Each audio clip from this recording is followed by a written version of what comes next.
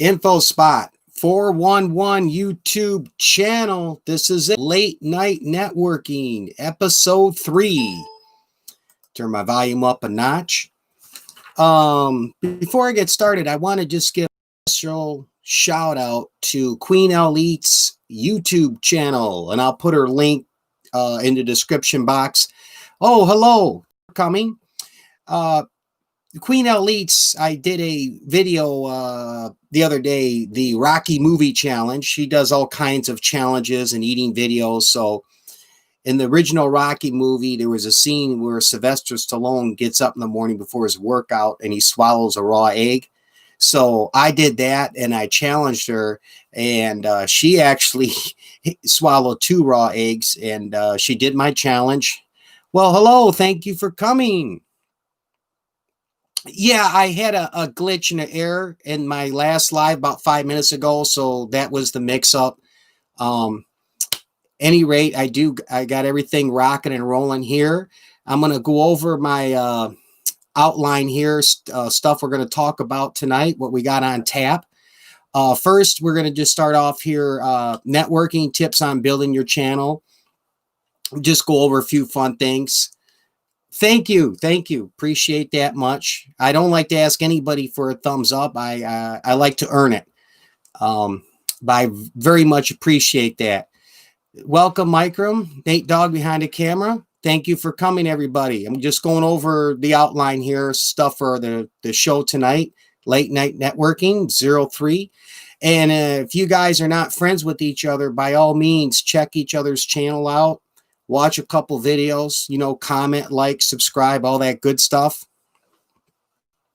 I can't really hear you guys because of my bad internet connection. Oh, okay. Where was I? Oh, yes.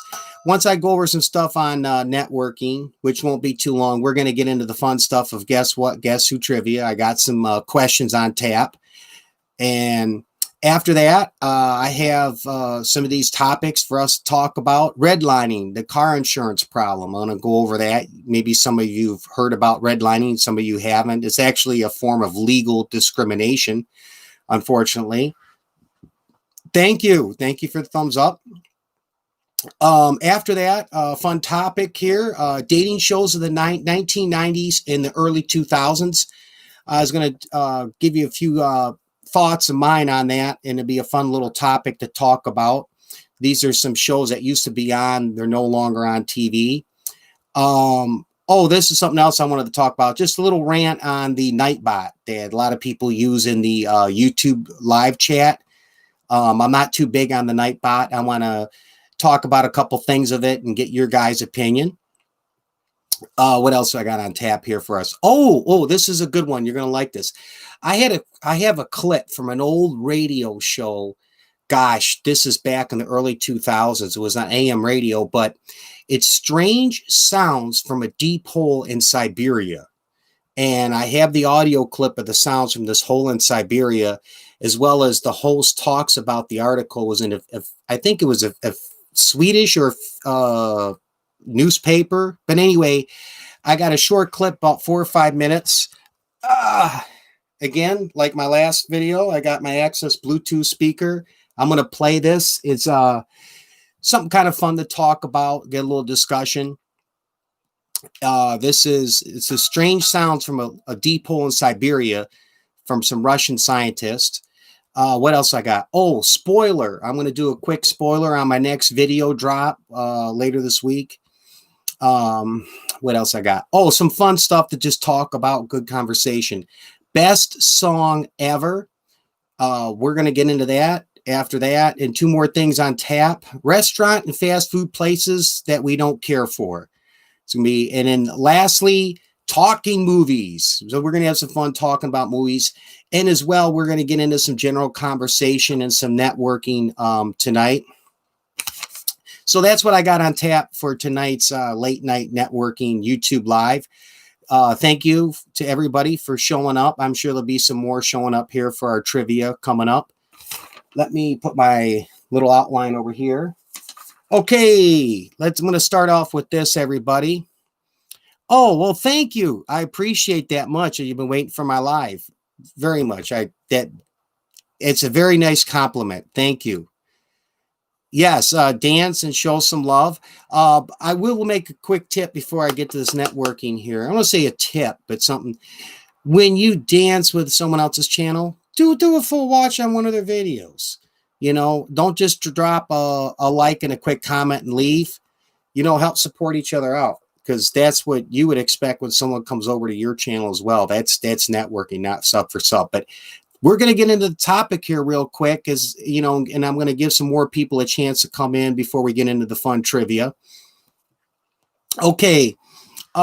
These are just some networking tips. Some of this stuff you might know, some you might not. This is a given, like you're doing right now, guys.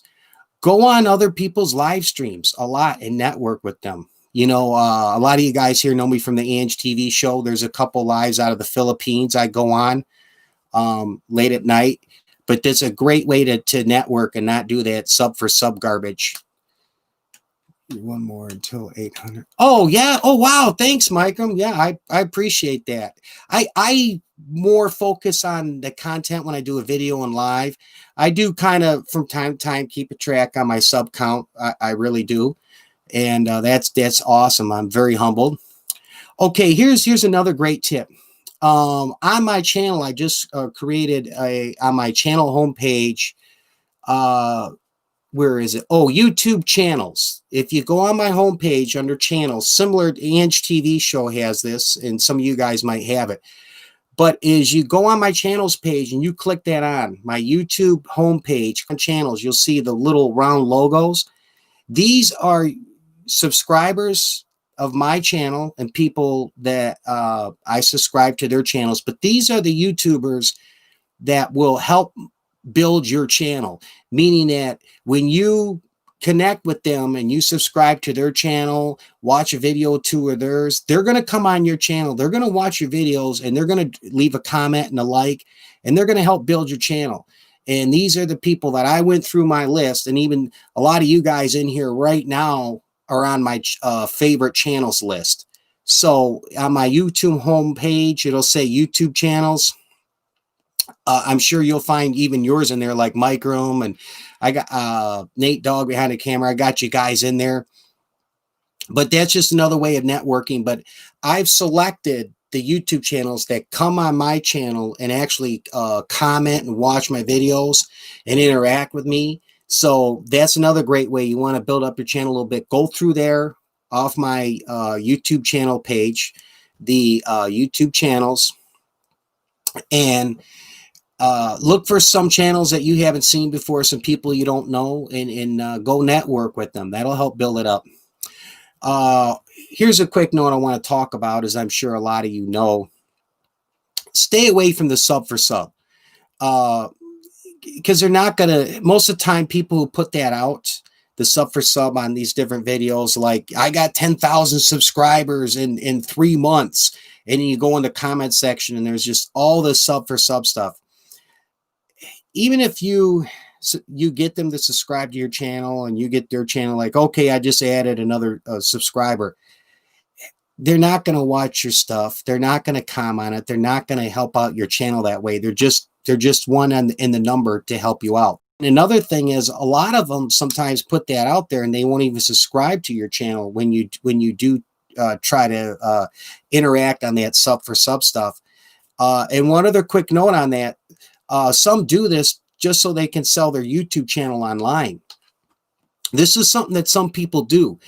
They will build up a channel, and one of the quickest ways they like to do that is they run this sub for sub, and they'll buy some subscribers so they can sell their channel on eBay and other online websites and say, hey, YouTube channel for sale, $59. I got 800 subscribers, or I got 500 subscribers, or whatever. And they do that by sub for sub. So do genuine networking and connecting with each other. Stay away from that sub for sub. In the long run, sub for sub is not going to help you. And a lot of you guys in here, very experienced YouTubers, know that. Oh, this is another quick note. I mentioned this in, I believe it was my Making Money on YouTube video. But as a small YouTuber, you mostly want to network with other small YouTubers. What I consider small YouTubers are people under 10,000 subscribers, okay? Because they're going to be the ones to network with you back. They're going to be the ones that are going to come on and watch some of your content and like your videos and, you know, give you some full watch, help you out with watch time, and really interact and work with you. Where big YouTube channels, like I use this for an example, he's in the millions, Jack Vale, and he's got a funny channel. And I have nothing against Jack Vale, but Jack Vale is in the millions on subscribers. So when he video and you comment on his Jack Vale's video, let's say, you're lucky if you might get a like or reply back to him. It's very doubtful. Jack Vale, he has so many thousands of comments each day. Oh, thank you for showing up, PB the Cool. I appreciate that. Any rate, Jack Vale, for example, is a big YouTuber. I'm using as my example. Oh, thank you. He is, when he's in the millions on subscribers, okay, is these big YouTube channels, Jack Vale is not going to come over to your channel and watch your stuff, let alone probably subscribe to your channel. So when you are trying to build up a network with your, as a small YouTuber on your channel, you want to work with other small YouTubers. That's where you want to be. Now, there's an exception to everything, a great exception when it comes to big YouTube channels, when you're wanting to build up your channel and network. When you go, the exception with big YouTube channels, okay, is, let's say, I'll use as my example, the Jack Vale channel again. You watch a funny video, you like his content, go in the comment section and find someone who makes a good comment, something you agree with, and comment off of his comment or her comment in the comment section box, and go check out their channel. If you, especially if you see they're a fellow YouTube creator and their channel, go to their channel, go subscribe, and then that's a great way to network on the big YouTube channels. When you watch a video, comment off a small YouTuber's comment. You're basically connecting and networking with another small YouTuber. You're just going about it in a different way. But that's just another tip for networking. And an obvious one, and this is something I'm going to get more into, working with the social media and sharing your stuff, you know, Facebook, Instagram, Snapchat, Twitter, all that type of stuff. That helps you out with networking. So any rate, these are just some general networking tips.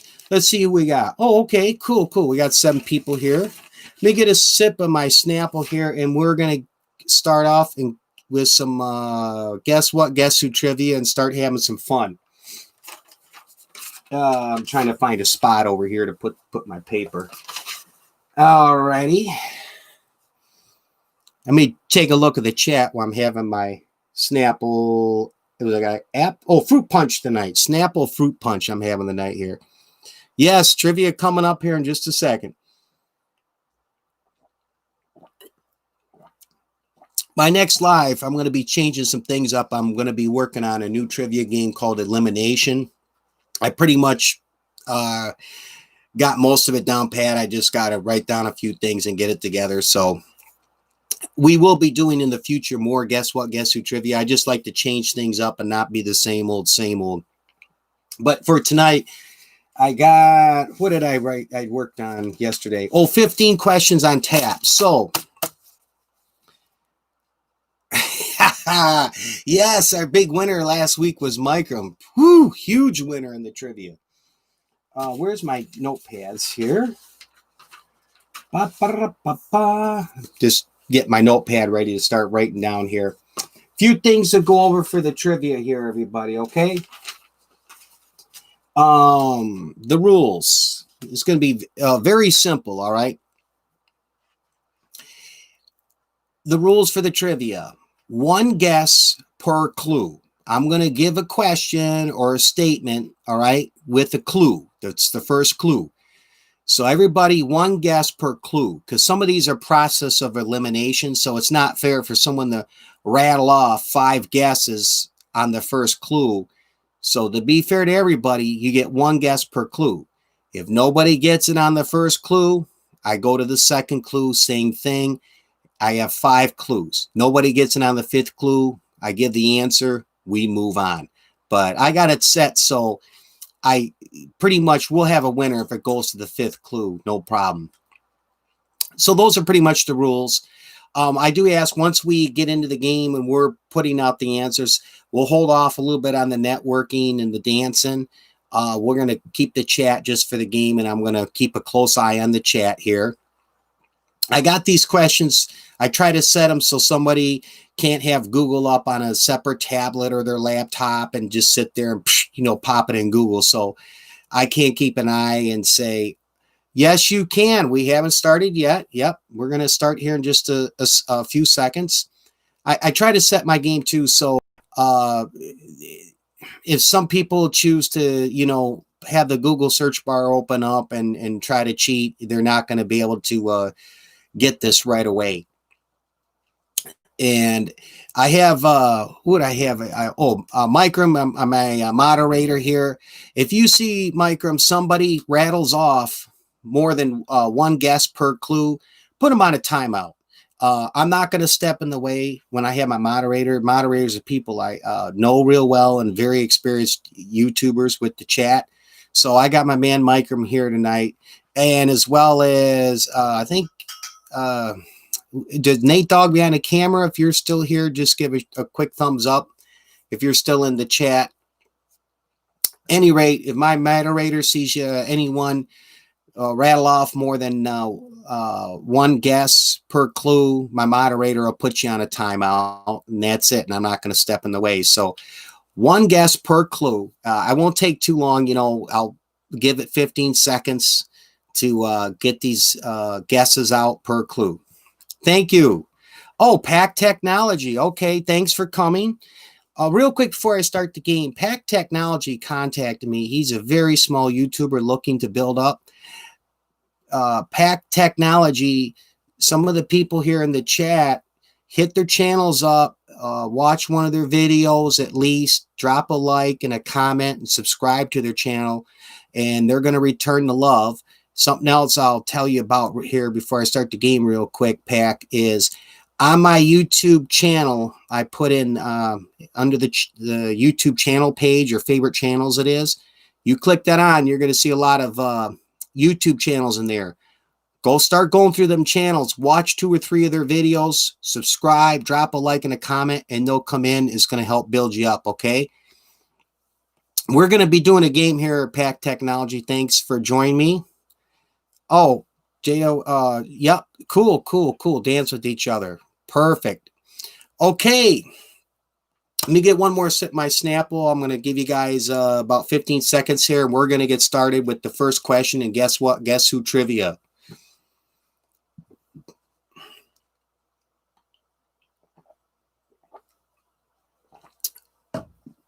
Okay, again, here we go. You get one guess per clue. If no one gets it, I move on to the second clue to be fair. If you start putting in more than one guess per clue, I got my moderator, Microm, right here. He's putting you on timeout, and that's that. So very simple rules. No one gets it by the 5th clue, I give the answer, we move on. All right, enough of me talking. Let's get into this. I know, like, Ed, please. All right, let me set these down here. And I got my pad here for the winner's circle. Oh, that's one other quick thing I forgot to mention. Some of you may not know. If you get a question right, I will do a shout out video, my next video, and the trivia winners get their channel featured in it. If you don't get any questions right and you want to be in the shout out video, no problem. You stick and stay for my live. I'm going to put you in the honorable mention. So first in the video will be the trivia winners, and then you can still grab a spot in the honorable mention by helping out my live, and you stay here the whole live. I will put you in as honorable mention. Simple enough. All right, let's get into it. Guess what? Guess who trivia? Okay, everybody. We're going to clear the chat here for a second for the guessing. Here we go. Okay, this is the question. And in the first clue, name this famous YouTuber. First clue. His channel has the same name as his real life name, and he is over 15 million subscribers. Let me say this again. There's a hint too. He. Name this famous YouTuber. His channel has the same name as his real life name, and he has over 15 million subscribers. You can take a wild guess. You get one guess for the first clue. TLC. Nope, that's not who I'm thinking about. Nope, good guess, James Charles, but that's a no. I'll give it a few more seconds here. Oh, wow. PB the Cool. He won it already. Wow, PB the Cool. Let me put you in. Man, PB the Cool. We have our first winner. Okay. All right. And before I move on to the next question, I'll real quick. The second clue was he is white. He's in his 20s. He's from Cleveland, Ohio. And he was on the news recently for getting arrested. Yep. Third clue, I did a video on my channel last month about him, about his arrest, and then just as a warning to fellow YouTubers not to make the mistake he did. Fourth clue, his last name starts with the letter P. And the fifth and final clue, his first name starts with J. PB the Cool got it. Okay, good job, PB the Cool. Second question. We have 15 on tap here for tonight. Yes, we do. Okay. We set this here. All right. Second question. This is a game I like to play. First clue. The ball in this game is small. This is a game I like to play. And the first clue is the ball in this game is small. That's the question in the first clue. Any guesses? Anybody? This is a game I like to play, and the ball in this game is small. No, not tennis. Not tennis. Any other guesses here before I go on to the second clue? No, not marbles. Not marbles. Okay, everybody. Second clue. Here we go. Quarters. This is your final warning. One guess per clue. Do you understand? Let me put my finger up. One guess per clue. And wait till I'm done reading the clue. I'm not going to have anybody rattle off 2 or 3 answers. Okay, one guess per clue. I got my man Micrum here, my moderator. He'll put you on timeout. So that's your warning. One guess per clue. Okay, here we go. Second clue, everybody. Quarters are involved with this game. Quarters are involved with this game. This is a game I like to play. The ball in this game is small. Quarters are involved with this game. Oh, good guess, but no, not billiards. I do enjoy pool somewhat, but that's not the game I got here. Baseball. Good guess, but no. I'll go to the third clue here in a few seconds. No. Nope, not poker. Okay, hold off on the guessing until I get the clue right here. Third clue. You can sometimes find this game at a bar or at Chuck E. Cheese. Not all of them, but sometimes you can find this game at a bar or a Chuck E. Cheese. Quarters are involved with this game. The ball in this game is small, and you sometimes can find this at a bar or Chuck E. Cheese. This is a game sometimes you can find at a bar or a Chuck E. Cheese. The ball in the game is real small, and quarters are involved with this game. Any guesses? Any guesses? Or do I got to go to the fourth clue? Okay, I'm going to give it about 5 more seconds here as I get my Snapple again.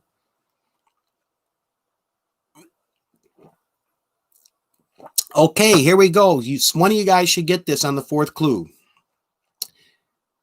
Nope, not cricket.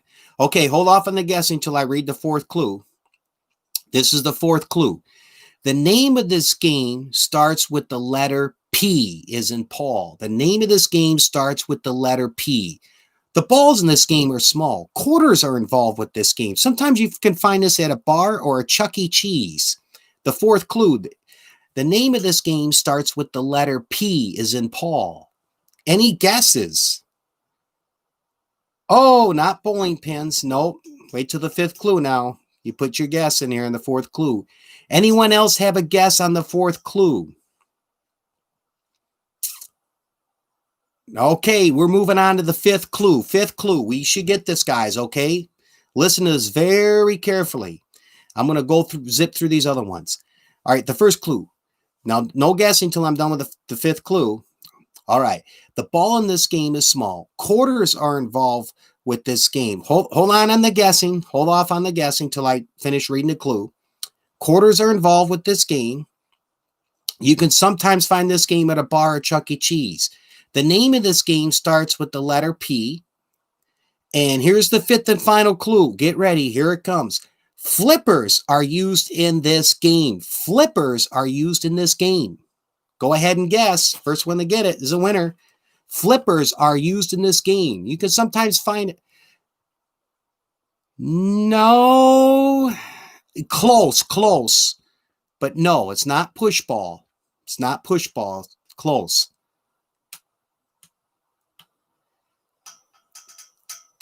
Oh, hey, Tina. Thank you for coming. Thank you for coming. The fifth and final clue.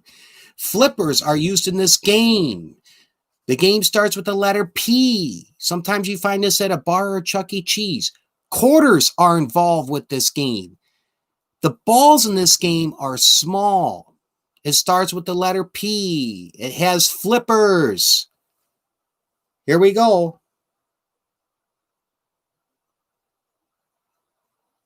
I'm giving a big clue here. See my fingers, how they're moving? Flippers. Thank you for coming, killer. No, not ping pong. I'm going to give a little more. Who hasn't guessed yet? Quarters are involved with this game. Oh, no, not paintball. Come on. And sometimes you don't find paintball at Chuck E. Cheese or a bar. This is sometimes at a bar or Chuck E. Cheese. Quarters are involved with it. And it has flippers in it. And the balls in this game are real small. Before I tell you guys, I'm going to try to give you this. Not baseball. Woo! Bing, bing, bing, ding, ding, ding, ding, bing, bing, bing, bing, bing, ding, ding, ding, bing, bing, ding, ding, ding, bing, bing. Come on, guys. I'm giving you, I don't know what else to tell you. Okay, I'm going to give it a few more seconds here. Take a sip of my Snapple, and I'm going to give the answer. Anybody, keep on guessing. If you already guessed, you can go ahead and guess. First one to get it, you're a winner. I already did the 5 clues. Nope. Not ping ball. Not ping ball, but close. Nope, not pole. You can keep on guessing. I already got 5 clues, so first one to get it. It's a game. Sometimes you find it at Chuck E. Cheese or a bar. It starts with the letter P. Quarters are involved with this game. The balls in the game are small. Flippers are in the game. Wow. Okay, I'm going to give the answer here. It is pinball. Pinball. Haven't anybody ever seen a pinball machine or played pinball before? I love playing pinball. Sometimes they're at a bar. No, pinball, the game of pinball. The big machine there, and it's got the flippers. You put quarters in it to play. The balls are real small. Oh, well, that's true. Ping ball. Okay, yeah, okay. You spelt it wrong. Okay, you know what? I'll give it to you. What the hey? You did put ping ball, but you meant pinball. Okay, all right. Yeah, it's the game of pinball. I don't know if you guys ever played. You don't find them as much anymore. I mean, they're very seldom. Once in a while, at Chuck E. Cheese or bar, you'll see a pinball machine. But I love playing pinball when I see it. I'll give it to you. You had a misspelling. I'm not going to be one to be real particular, like, oh, you left this word out of that. So, Killer, you will be in the shout out video. You got a question right. Okay. All right, I got you in here. Let's move on to the third question. All right. There's going to be a lot of them you're going to get there. It's just process elimination. I kind of mix it up from hard ones to easy ones here. Oh, here's an easy one. This is fair to everybody, okay?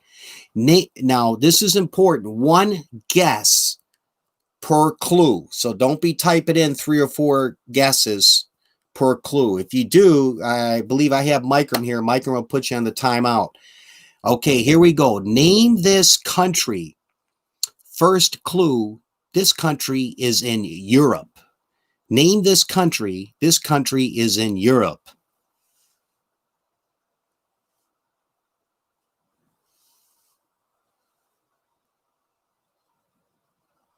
Name this country. First clue, it's in Europe. Any guesses? Any guesses, anybody? Take a stab at it. It's a country in Europe.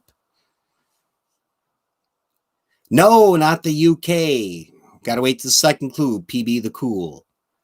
Rome. No, Rome is not a country. That's in a country. PB the Cool, please wait to the second clue before you guess. One guess per clue.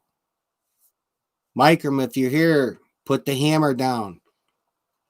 Okay, no, not the United Kingdom. All right, I'm going to put out the second clue. Here we go, guys. This country is in the northern part of Europe. This country is in the northern part of Europe. Okay, we got the board clear here. Ireland on the second clue guess. No, not Ireland. Good guess, though. Any other guesses? This country is a northern European country that I'm thinking of. Any other guesses? And then I'll put out the third clue in a second here.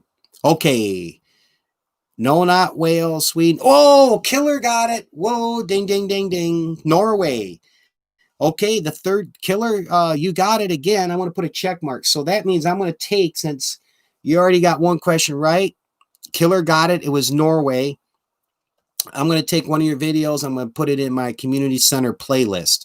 The third clue I had on tap was the Winter Olympics was held in this country in the 1990s. The 1994 Winter Games was in Norway. The fourth clue, there are 3 colors on this country's flag, red, white, and blue. And the fifth clue, this is going to give it away, the official language, Norwegian. The answer was Norway. Killer got it. Good job. Okay, here we go. Fourth question coming up. Let me get it. All righty, here we go. This will be a fun one. Name this TV show. First clue, music is a big part of this show. Okay, yep, Killer, you did a good job. Here's our fourth question. Name this TV show. The first clue is music is a big part of the show. One guess per clue. This is the first clue. Name this TV show. Music is a big part of this show. Anybody with a guess? No, not Ant Farm. Wait till the second guess, PB the Cool. Anyone else got a guess here on the first clue? If not, I'm going to throw out the second clue. No, not Glee. Okay, second clue. Wait till I'm done reading the clue here if you can before you throw out the answer. Or a guess, I should say. 2006 was the last year this show was on the air, and dancing was also a big part of the show. 2006 was the last year this show was on the air, and dancing was also a big part of this show. No, this TV show. Name this TV show. Nope, Tina, it's name this TV show. Music's a big part of it. 2006 was the last year, and dancing was also a big part of the show. Okay, I'm going to throw out the third clue, everybody. Please wait till I'm done reading the clue. Okay, here we go. No guessing till I'm done with the third clue, so we're fair to everybody. A lot of famous singers have been on this show. For example, Toni Braxton, Barry White, LL Cool J, Mary J. Blige, and many others. Any guesses? That's the third clue for this TV show. Singing and dancing. Many famous singers were on this show. 2006 was the last year for this TV show. Think singing and dancing, famous singers. 2006 was the last year for this TV show. Oh, do we got to go to the fourth clue? I believe we do. Okay, fourth clue coming up here. The name of this show starts with the letter S, as in Sam. The name of this show starts with the letter S, as in Sam. 2006 was the last year. Many famous singers on there. There was singing, there was dancing. This show was on for quite a long time. I'm talking several years this show was on. Singing, dancing. A lot of famous singers were on this show. For example, LL Cool J, Barry White, Mary J. Blige, Tony Braxton have had live performances.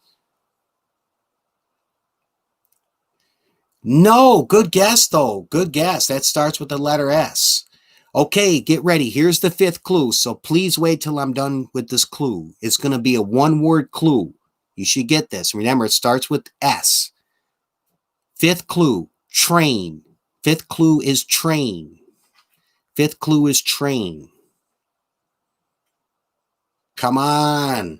Singing, dancing. Now we're talking famous singers on this show. 2006 was the last year for it. It starts with the letter S. The fifth and final clue, train. A one-word clue, train. I'm going to give it a minute. There. Oh, finally, we got a winner. PB the Cool. Soul Train. Yes, Soul Train, man. That's been on for several years. Many great performances on Soul Train and dancing and singing. They need to bring the show back. I'm telling you. A good job, PB the Cool. PB the Cool, I'm going to now, since this is the second question you got right, PB the Cool, I am going to put one of your videos in the community center playlist. We did have our first winner, PB the Cool. Question 5 coming up, everybody. Question 5. We're going through it here. Yes, yeah. It was such a fun show, man.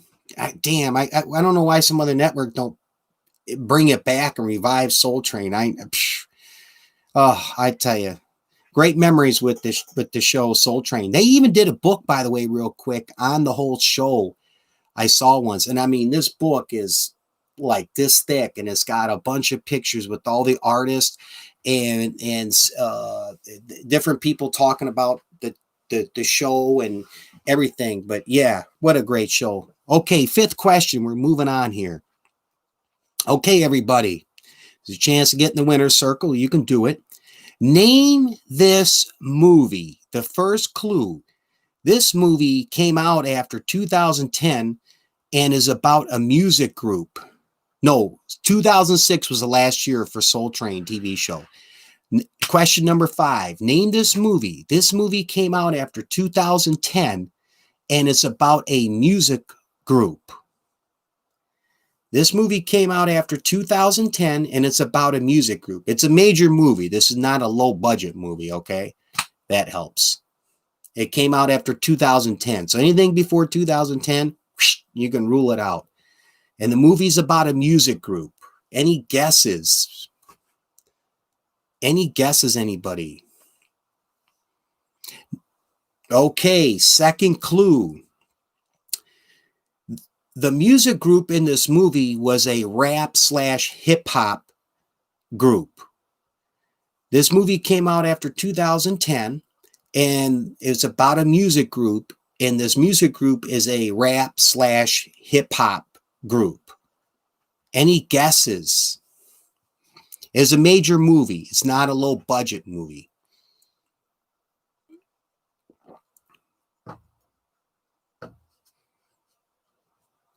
It's okay. We got plenty of questions on tap. Okay, third clue, everyone. Here we go. One of the people in this music group passed away, unfortunately, from AIDS. One of the people in this music group, unfortunately, passed away from AIDS. He was a very well-known musical artist. It is rap and hip hop. So you can rule out any country music or bluegrass or rock and roll. All right. Fourth clue. This movie came out in August of 2015. This movie came out in August 2015. It's about a musical group, and they're a rap and hip hop group. One of the artists in the musical group, unfortunately, he passed away from AIDS. And the movie came out in August of 2015. Good guess, but not Queen. Queen is more, they're not quite rap and hip hop. Queen isn't. It's a rap and hip hop musical group. The movie came out in August of 2015. Okay, I'm going to give this one out. You guys should get it. No. It's you got to name the movie, Microm, and the movie is about a musical group and they're rap and hip hop. There we go. Donut Toys and Games got it.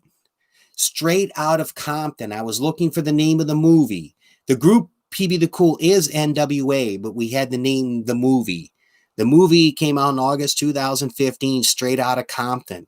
So we got somebody new in the winner's circle here. Donut Toys and Games. Okay.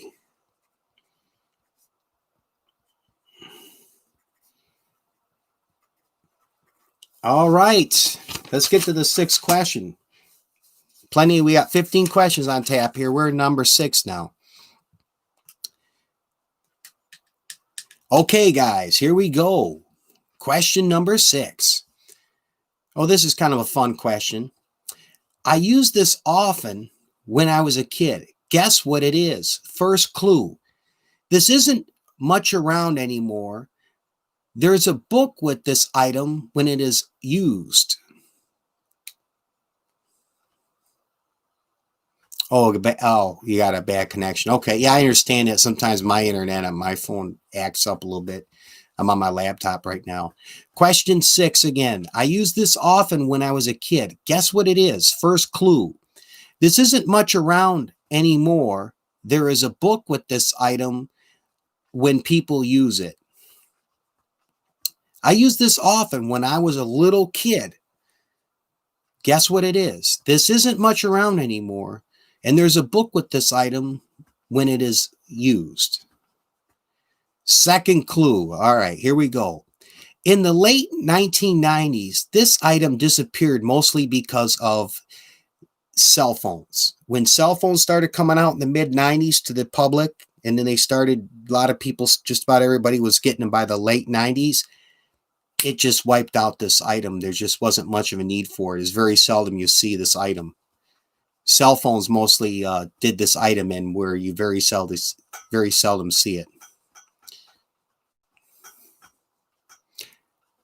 Ooh, no. Donuts and Toys. He's in the right direction. I'll give that out. Third clue. Okay. I had to use money or a card when I used this item. So when I was an early teenager and I was a kid, either I had to use money or a card when I used this item. And there's a book a lot of people use when they use this item. And when cell phones came out, it pretty much made this item obsolete.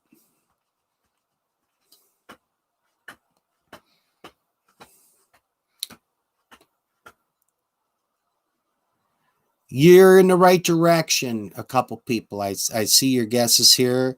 Life of NIY, you're in the right directions. I can't give you that. You're in the right direction, no, Donuts and Toys. Okay, hold on. Here we go. No guessing till I read the clue here. Fourth clue. This was used to speak with other people. This item was a way to speak with other people. Okay, go ahead with your guessing. One guess here. This item was used to speak with other people. There was sometimes a book with this item. When cell phones came out, this item, people didn't need it no more. Some people got really, really close guesses. I'll give you that as another clue.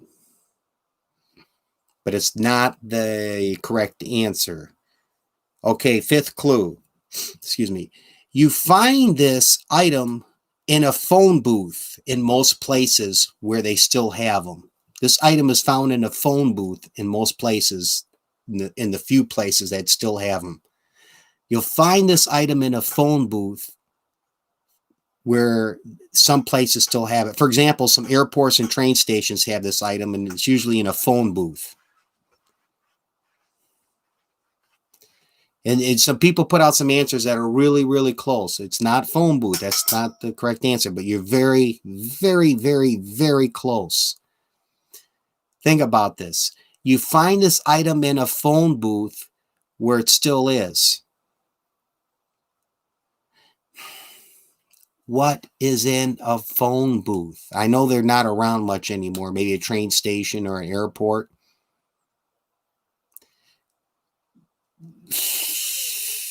Very, very close, a wired phone, but be a little more specific.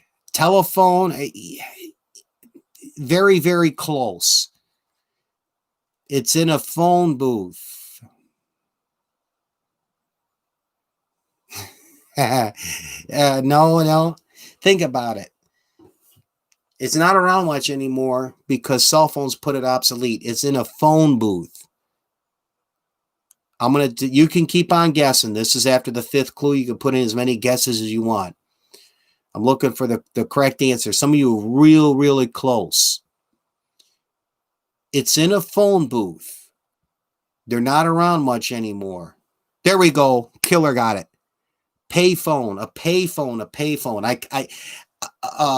A phone book was very close. I had some answers that were a phone booth, phone book, but that wasn't the specific answer I needed. Killer got it. A payphone. When I was a little kid, we used to have them all the place. You go to a bowling alley to have a separate booth, and you put 50 cents in there or a quarter to make your call. Yep, Killer got it. It was a payphone. That was the correct answer. Some of you guys had phone booth and phone book, but it wasn't what I was looking for. Payphones. They used to have a lot of them at the gas stations too. Back in the 90s, back in the day. Only places I think that still have them that I've seen have been like airports and train stations. Killer, wow. That's the third one for him. Okay, let's get to 7. We'll have some easy and hard ones here. Question 7. Guess what? Guess who trivia?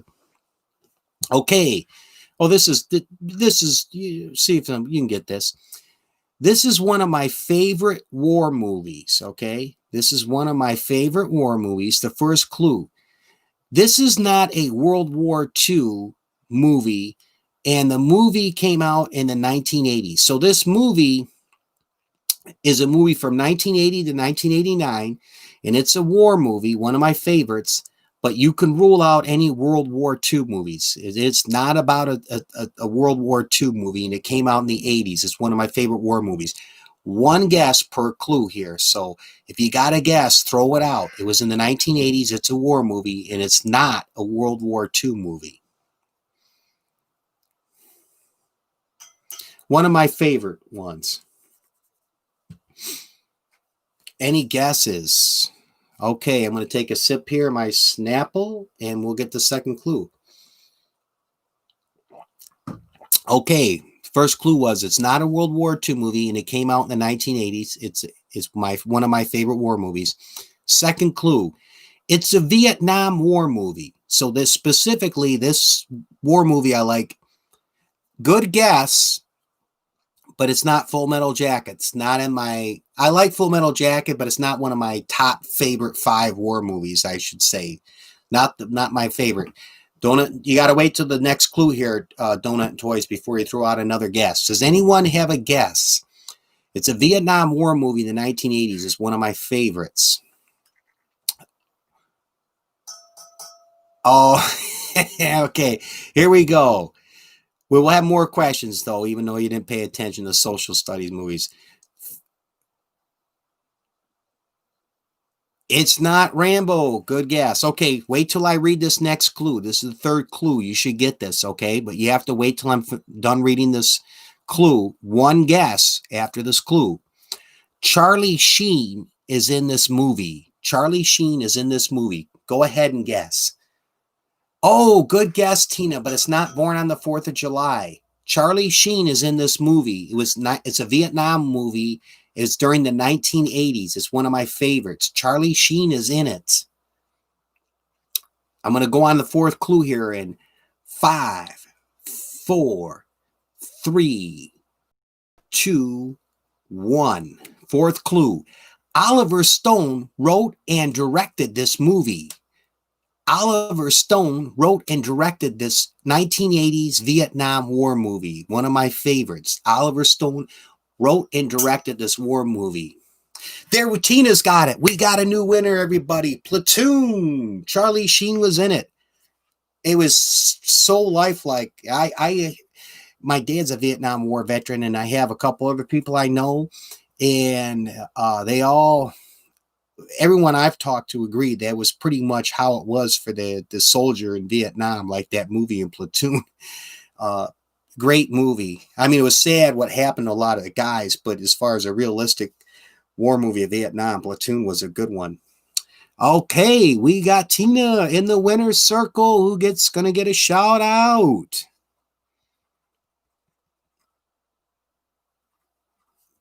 V-Law, good job, Tina. All right. Question number 8 coming up on tap.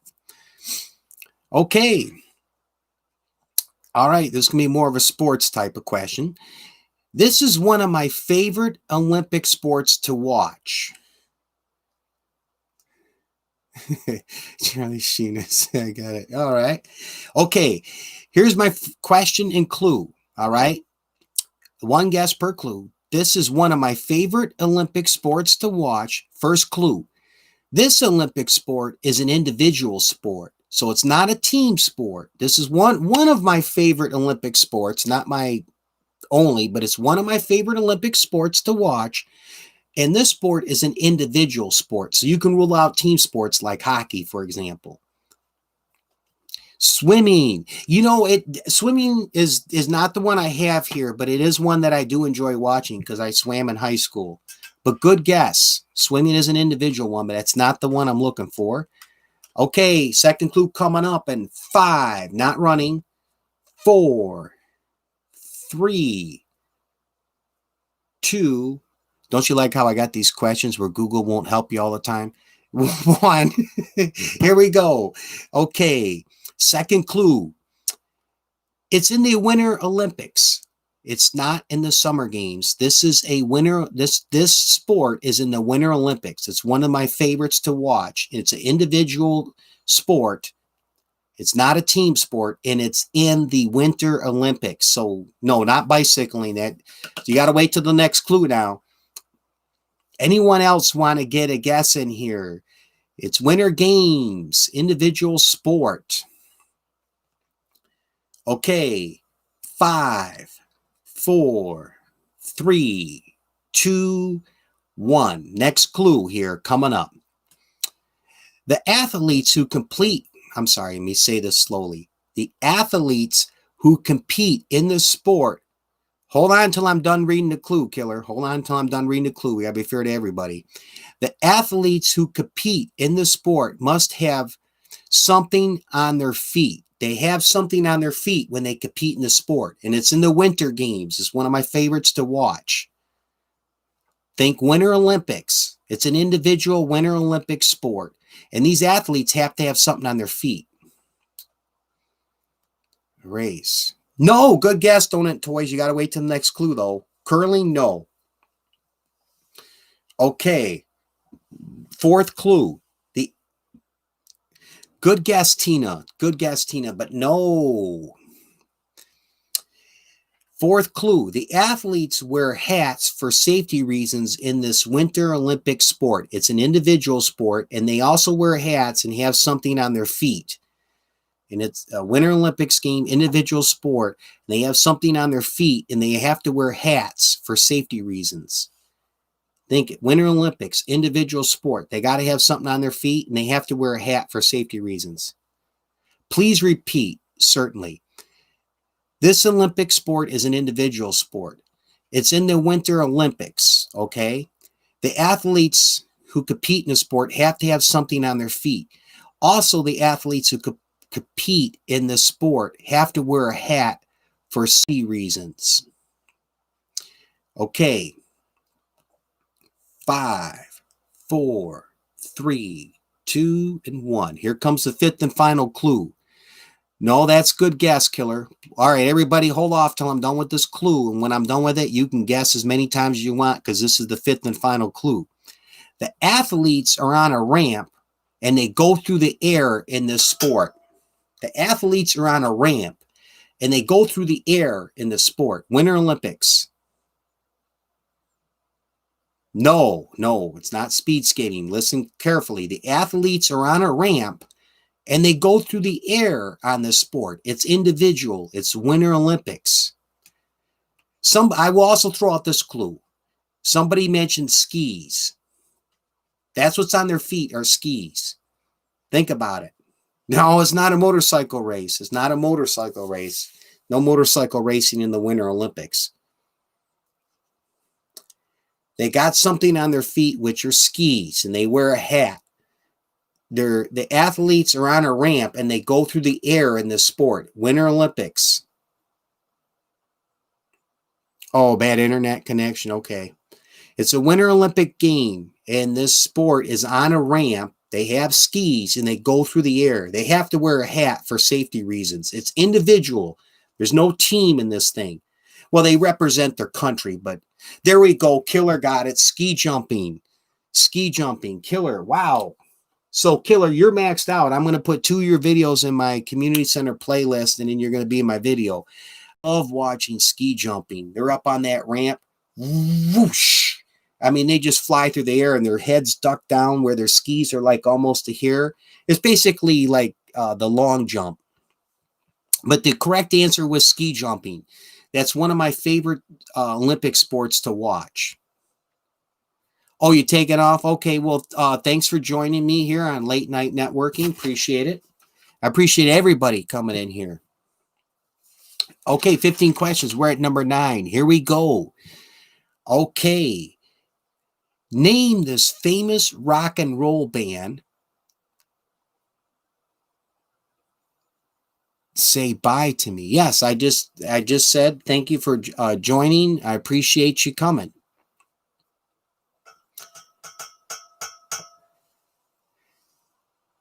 Eddie the Eagle did a ski jump. Okay, I'll have to check that out. Eddie the Eagle. I didn't know that. All right.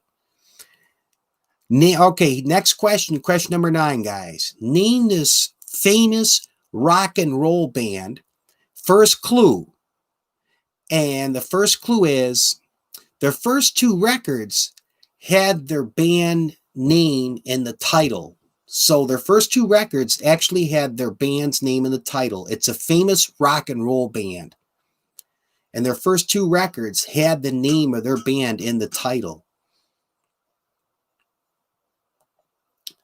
Name this famous rock and roll band. First clue. Their first 2 records had the name of their band in the record title.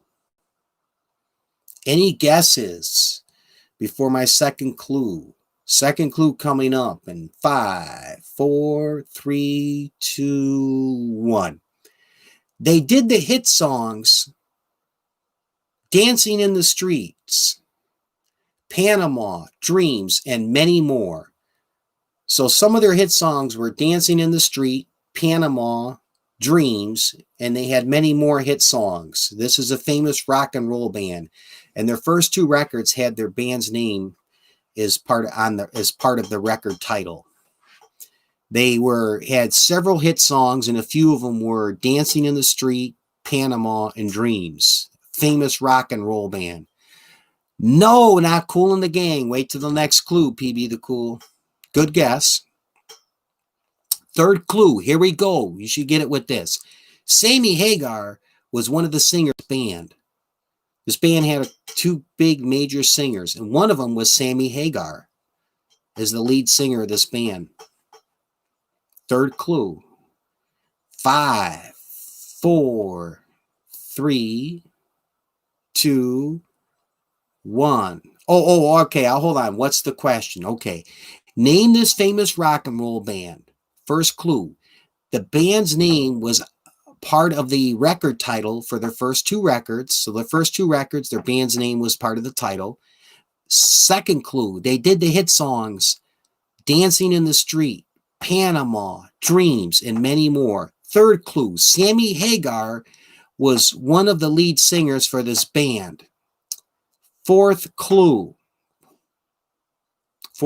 coming up. The name of this band starts with the letter V as in Victor. One guess per clue. The name of this band starts with the letter V. The letter V is what the name of this band starts with.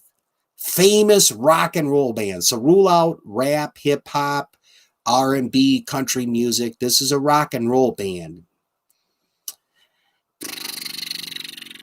Oh, wow. Good guess, but no.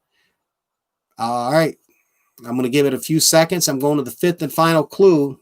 You guys should get this. Famous rock and roll band. Whoa, we got it. Donut and Toys. Yep, I'm going to put one of your videos in the community center playlist. The fifth clue was this band did the record 1984, Diver Down, and many more. Yes, it was Van Halen. Van Halen, famous rock and roll band. A lot of hit songs, big records. Van Halen. Although they haven't done much in recent years, though. But they're still a very well-known rock and roll band. Okay, question number 10 on tap right here. Oh, here's another one. This is, now keep in mind, again, this is important. One guess per clue to be fair to everybody. I'm not going to have someone throw out 4 or 5 guesses because this is process of elimination. This is just a fun one. Here we go again. Name this country. First clue. This country is not in the Middle East, but it is in the continent of Asia. So this country is in the continent of Asia, but it's not a Middle East country. Any guesses before I go to the second clue? Take a stab at it. It's in Asia, this country I'm thinking of, but it's not in the Middle East. So you can rule out Middle Eastern countries, and this country is in Asia. Name this country. Any guesses? No, not India. Wait till the second clue now, PB. Anyone? Okay, 5, 4, 3, 2. Not the Philippines. 1. Okay, wait till the second clue. Second clue. This country is landlocked. It does not border the Pacific or Indian Ocean. It's a landlocked country in Asia. It's not in the Middle East. And it doesn't border the Pacific Ocean or Indian Ocean. It's a landlocked country in the continent of Asia. And it's not in the Middle East, and it doesn't border the Pacific or Indian Ocean. Well, that's obvious. It's a landlocked country in Asia, and it's not in the Middle East. Any guesses before I move on to the next clue? Okay, here's our third clue. I don't see no more. No, not Kuwait. That's a Middle Eastern country. Wait till the next clue. PB, good guess, but it's not China. China borders the Pacific Ocean. Okay, third clue. There are 3 colors in the flag of this country, red, blue, and yellow. This country's flag has 3 colors, red, blue, and yellow. It's a landlocked country in the continent of Asia, and it's not a Middle Eastern country, so you can rule out Iraq and Kuwait and Saudi Arabia. It's in Asia. It's a landlocked country. There's 3 colors in the flag of this country. 3 colors on the flag. Red, blue, and yellow. Okay, here we go. Somebody should get it with this next clue. Please wait till I'm done reading this clue. This country borders Russia. This country borders Russia. It's in Asia. It's landlocked. And one of the countries it borders is Russia. It's not Iran, so you got to wait till the next clue. J-O-A, J-O, yeah, J-A-O. I'm sorry, J-A-O. No, Donut and Toys. Nope. It's a landlocked country. It borders Russia. It's in Asia, and it doesn't border the Pacific or Indian Ocean, and it's not in the Middle East. Fifth and final clue coming up here, guys. And then you can guess as much as you want after the 5th clue. The name of this country starts with the letter M. The name of this country is not Nepal. The name of this country starts with the letter M, as in Michael. The name of this country starts with the letter M. It's in Asia. It's landlocked. It borders Russia. So it's a country that borders Russia. It's in the continent of... Whoa, we got our winner chicken dinner. Tina got it. Mongolia. What is Mongolia? Good job, Tina. Let me put her in here again. Wow. So I'm putting one of your videos here is going to the community center playlist, Tina. And you're also going in the trivia winners video. Wow. Thank you for joining. Thank you. Thank you for coming. Okay, here we go. Question 11. We have 15 on tap. Yes, Mongolia borders Russia, China. Oh, I'm trying to remember when I looked on the map here. There's a few other ones it bordered. Well, I got a mix of questions, so I try to be fair to everybody. Okay, here we go. Get ready. Next questions. Oh, that's all. That I like that, man. Congratulating the winner. That's cool. And Tina has some great lives, by the way. PB the Cool. You gotta check out her channel. Do some genuine networking in her lives. She'll help build your channel like the Ange TV show. Believe me, she's got some great lives. Here we go. Question number 11. One of my favorite dog breeds. First clue. This is not a small dog. Now, this is one of my favorite dog breeds, and this is not a small dog. So that's the question, the clue. One guess per question. Anybody? It's not a small dog. It's one of my favorite breeds. Yeah, all right. I'm going to go take a sip here, and then I'll throw out the second clue. This is a favorite dog breed of mine, and it's not a small dog. Okay, second clue. This dog breed comes from the Italian-Swiss border. Where this dog was first bred and originated from was the border of Italy and Switzerland. It's not a small dog. Ooh, good guess, but not German Shepherd. You have to wait till next clue. Not pit bulls. No, good guess, Tina. Fourth clue. Okay, here we go. Fourth clue. This dog is very big. It's in the top 5 or top 10 breeds. Scottish Deerhound. No, good guess though. Not the Scottish Deerhound. This is it's a very, very big dog. It was first bred in the Italy-Swiss border. Not a husky. Okay. Next clue here. Next clue. So hold off on the guessing till I'm done reading the clue. Where is it? Okay. Okay, third clue here. Next clue. This, or fourth clue, I should say. This dog was in the 1990s movie Beethoven. Oh, whoa, we got a winner. I'll give it to you. I wasn't quite done with the clue. It was in the movie Beethoven. I'll give it to you, Donut and Toys. But just keep in mind, wait till I'm done reading the question before you throw out your guess. But St. Bernard. Okay, Donut Toys got it. I'll give you another check mark here. Wow, he's in the winner's circle quite often tonight, I tell you. Got a few more here, so we still got some chances to win, everybody.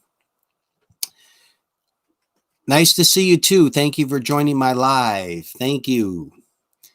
All right, we're finishing up here. A few more questions to Guess What, Guess Who trivia. Question 12. This is something I do in the winter. This is something I do in the winter. First clue. I do this because I live in the state of Michigan, not in a southern state. Okay, cool, Tina. Next question. This is something I do in the winter, and I do this because I live in Michigan, not in a southern state. This is something I do in the wintertime, and I do this because I live in the state of Michigan, not in a southern state like Florida. Any guesses? This is something I do in the winter, and I do this because I live in Michigan, not a southern state. No, JAO, no. Second clue coming up right now. Wait till I'm done reading the clue, please. I don't do it every day, but enough to make me happy when spring finally comes around. I don't do this every day in the winter. Oh, you're close. You're close. I see someone that's close, but it's not what I'm looking for. Okay. All right, third clue. It's not fun, but it has to get done. This is something I do in the wintertime because I live in a northern state, and I'm happy when spring comes around, and it's not fun, but it has to get done. I don't do it every day in the winter, but enough that makes me happy when spring comes around. Okay, fourth clue. I do this when it snows. This is something I have to do in the wintertime when it snows. Okay, Tina's got it. Yes, shoveling snow, shovel. Yeah, I'll take it. Yeah, it was shoveling snow, but yeah, shovel. Tina's got it. Tina, third one. Yes. All right, got a couple coming. You got a couple videos going in the community center playlist. Plus, you're going to be in the trivia winner shout out video. Tina, congratulations. Question 13 coming up right now. It's okay. We got a few more questions, JAO. Oh, build a snowman. No, the answer was shoveling snow. It's something I do in the wintertime, and I'm happy when the springtime comes around because I do it enough where I'm like, thank God I don't have to shovel no more stinking snow. Okay, some people might be a little bit in the dark of this. It's more of a sports question, but I try to mix them up. Yeah, I shovel snow on the sidewalk, driveway. Yeah. Okay, here we go. Question number 13. Get ready, everybody. Name this NFL team. First clue. This is not an NFC North team. So take a wild guess at a football team that's not in the NFC North. Name this NFL team, and this team is not an NFC North team. So you can rule out the Packers, the Lions, the Bears, and the Vikings. It's not one of them. Name this NFL team. Oh, not the Rams. Not the Rams. Okay. Second clue coming up right now. This is an AFC team. So you can get one more guess, and I've narrowed it down. They're in the AFC. I'm sorry, Tina, if you're not a big sports fan, but I got a couple more questions coming. They're an AFC team. Okay, third clue. Here we go. The Super Bowl was played at their stadium, but their team was never in a Super Bowl game. This NFL team was never in a Super Bowl, never made the Super Bowl, but a Super Bowl was played at their stadium. But the team itself never was in a Super Bowl. And they're in the AFC. They are in the AFC. I just pretty much narrowed this down to two. Oh, not the Saints, because the Saints were actually in a Super Bowl. They did win a Super Bowl. Yep. Good guess, though. Fourth clue. Current Tampa Bay Buccaneers coach Braylon Leftwich used to be a quarterback on this team for a number of years.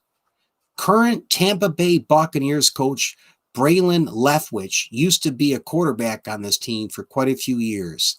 And I'm going to narrow it down for you right now because I know we don't have too many. Not everyone's a sports fan. Fifth clue. This team is in Florida. You got to get it now. The team's in Florida. They've never been in a Super Bowl. The current coach of the Tampa Bay Buccaneers, Braylon Leftwich, used to be a quarterback on this team for quite a few years. This team is in Florida. It's an NFL team in Florida. NFL team in Florida. They never been in a Super Bowl. Any guesses? That's all the clues. So you can. There's only 3 NFL teams in Florida. I want to get a winner here. If you want to use Google, I can't see. Go on ahead. There's only 3 NFL teams in Florida. They're an NFL team in the state of Florida. They never been in a Super Bowl. All right. I'm going to do a 5, 4, 3, 2, 1 and move on here. A 5, a 4, a 3, and a 2, and a 1. The answer for question number 13 is the Jacksonville Jaguars. The Jacksonville Jaguars. Nobody got it. So we got 2 more questions here on tap. Okay. All right. This is kind of an easy one. It's fair to everybody. Name this car. First clue. This is an American-made car. No, the answer was for the last question was the Jacksonville Jaguars because the Dolphins were in a few Super Bowls. It was the Jacksonville Jaguars. All right, next question. Name this car. The first clue is, this is an American-made car. So I've narrowed it down. Rule out any European, Japanese, Korean cars.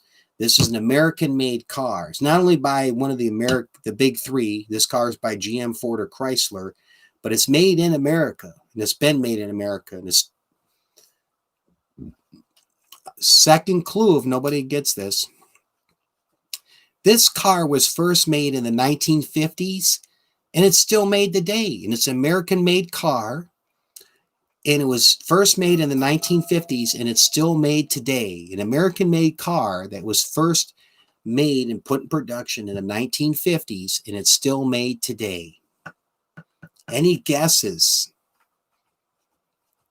Oh, no? Okay, we got 5 people left. All right. Number 3, this is a sports car that goes fast. Oh, good guess, but wait till the next clue, Donut and Toys. It's not the Ford Mustang, but good guess. It's an American-made car. It's a sports car. Ooh, I can't take that. Close. Next clue.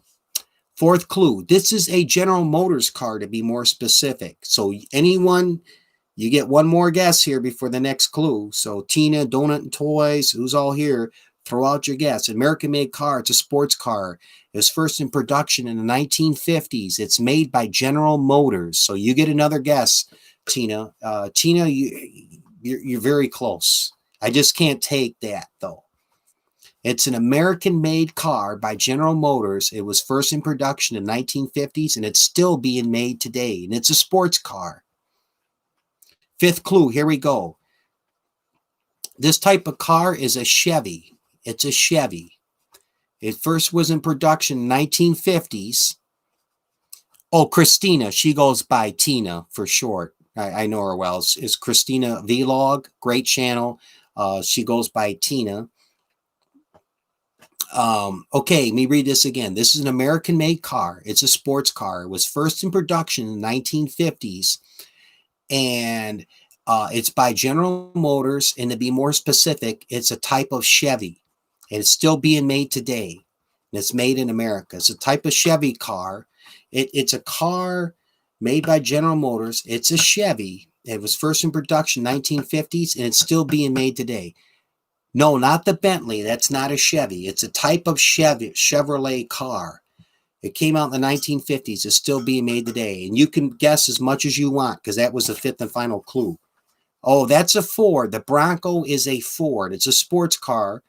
It's a GM Chevy car. Came out in the 1950s, and it's still being made today. It's a fast sports car. It's a type of Chevy car.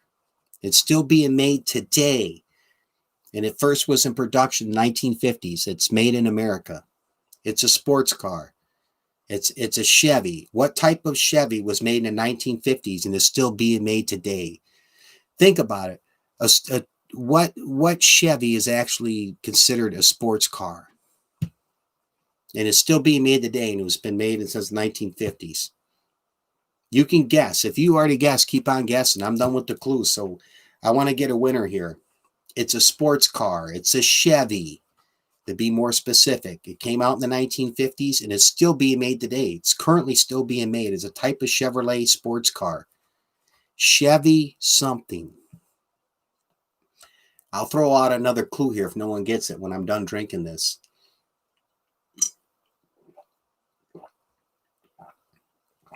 I want a winner, so here's the next. I'll throw out a bonus clue. The name of this car starts with the letter C. The name of this car starts with the letter C.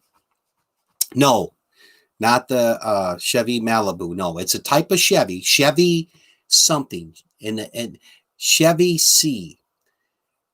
Close with Camaro. Close.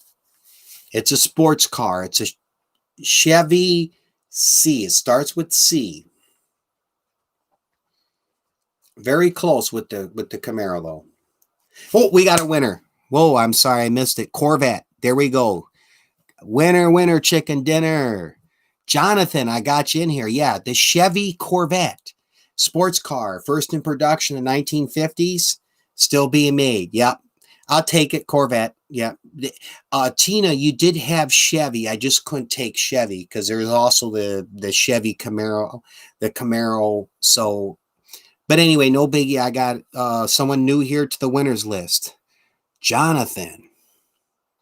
If I'm saying, oh, that's not Jonathan. Jonathan.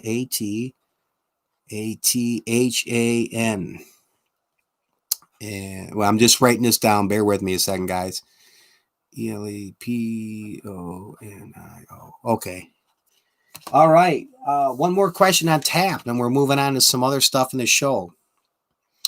Yeah. There's different types of Chevys. It was the Corvette though. It was the Corvette. JONATHAN, and the last name got it. So we got a winner on that one. It was the Chevy Corvette, still in production today. Really fast sports car. That was a car I had in mind that you had to name. Oh, cool, Micrum, you're here.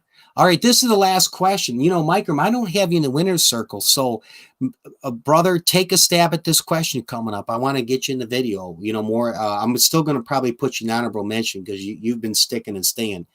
Last question on the Guess What, Guess Who trivia. And we're moving on to some fun topics here, guys. Okay. Something I do once or twice a week, year round. First clue.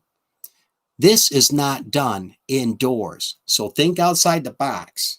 This is something I do once, sometimes twice a week, year round. And it's not done indoors. So taking a shower or anything like that in the house.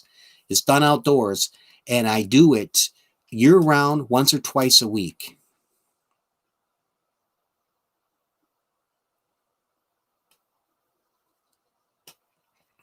Camping. No, not camping. Good guess, but I don't go camping once or twice a week year round. Okay, second clue. If I don't do this, I would have a hard time getting to work. And I have to do it once or twice a week. And it's not done indoors. And if I don't do it, I would have a really tough time being able to get to work. Okay, third clue. I'm going to throw it out. When I do this, it costs me money. This costs me money. I have to do it once or twice a week. And if I don't do it, I won't be able to get to work. It costs me money. There you go. We got it. Donut Toys Pump Gas. Oh, boom. Donut Toys, man. You've been doing really well tonight. 1, 2, 3, 4, 5. Okay, we got 5 here for the support video. And don't worry, if you are not a winner in the trivia, stick and stay with me here with the show. I'm going to do a roll call and get you in the honorable mention. So, at any rate, let me put this aside. We're going to get into some other stuff here. What do I got on tap? Okay, here we go. I'm going to get another sip of my Snapple, and we're going to get into some stuff to talk about. Car insurance redlining.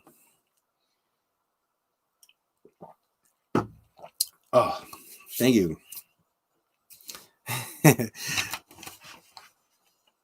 Change your oil. Yeah, I don't. That's close, but it's something I have to do too. But I don't change the oil in my car once or twice a week. Okay, here's a fun. I want to say fun topic. Something interesting we'll talk about here. Car insurance redlining. All right. Let me put this so I can read what I have written down here in my notes. All right. This is the basic practice of charging higher insurance rates based off the area, zip code area you live in, where someone lives. An example, someone who lives in the city of Detroit, Michigan, is going to pay a higher insurance rate versus someone who lives in a suburb of Michigan. The insurance companies do this based on claim rates, okay? And basically, the city of Detroit, if you have a zip code in the city of Detroit, you're going to pay a higher insurance premium just because you live in the city of Detroit versus a suburb. And the insurance company does this because they look at the claim rates. There's a much higher risk that the insurance company would have to pay out a claim on a vehicle insured in Detroit versus the suburbs. The problem with this is it's legal discrimination because you're being discriminated against just because, thank you, PB the Cool, just because of where you live. All right. Um, Now, this issue has been talked about quite often, but the problem is in a lot of states, the insurance industry is very strong with lobbyists. So it's hard to get this to change. And then, as well as some people do not want this practice of redlining change because what the insurance companies would end up doing is if they had to do a flat rate and they couldn't practice this legal discrimination, they would raise the rates for everybody in the state. But here's the problem: you're being discriminated against just simply because of where you live. So if you live in an area typically that might be more of a lower income area, you're going to get discriminated against and pay higher insurance rates just because there's more claims that come in. And, this is one of those things that there needs to be change and something to happen to stop this redlining. So I don't know if any of you guys, this is more America here. So if I have some of my friends here from the Philippines, bear with me. We have some more stuff to talk about. This is just a topic I wanted to bring up and hear from you guys about. Texas too. So anyway, what I like to talk about is the legal discrimination of what's going on with this car insurance redlining. I'm going to read the chat here if anybody has any thoughts on this, or something they like to say on it, or if they got a question, maybe it's something I can help you out. But this is a topic I wanted to bring up: the practice of the car insurance companies doing this redlining. I wonder how much it is in Texas. Texas is probably the same. Michigan is, I believe, the number one state for the highest insurance rates. One of that's because we have the highest amount of insurance fraud. In New York as well, Tina. Yeah. Yeah, I'm sure like if you live in Queens or Brooklyn, an area, just because there's higher claim rates versus someone who might live in the suburbs. But it's not fair because you're just being discriminated against because of the claim rates in the area you're in. It's basically legal discrimination. Yeah, so it goes on in New York as well. Yeah, like I say, I got some more topics coming up, PB Cool. I don't know much, in England if how that's done with their car insurance rates. And I'm sure in Texas too.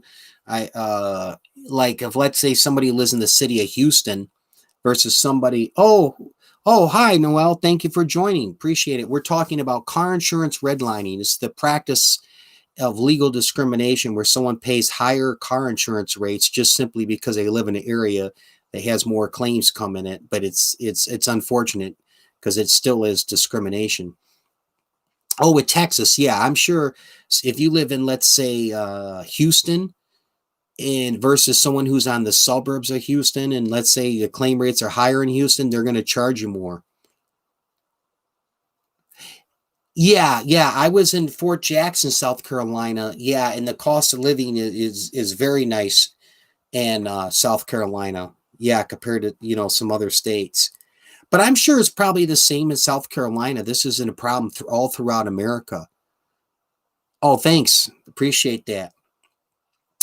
For example, I'm sure if you live in the city of Columbia, South Carolina, versus someone who's in the suburb, you'll probably have a higher insurance rate just because you're in Columbia, South Carolina, where the rates are. And just like Tina was saying with New York City, certain areas in New York City, I'm doing fine. It is cheaper if they use another. Yeah, now that's something that people do here in Detroit as well. But let me speak on this.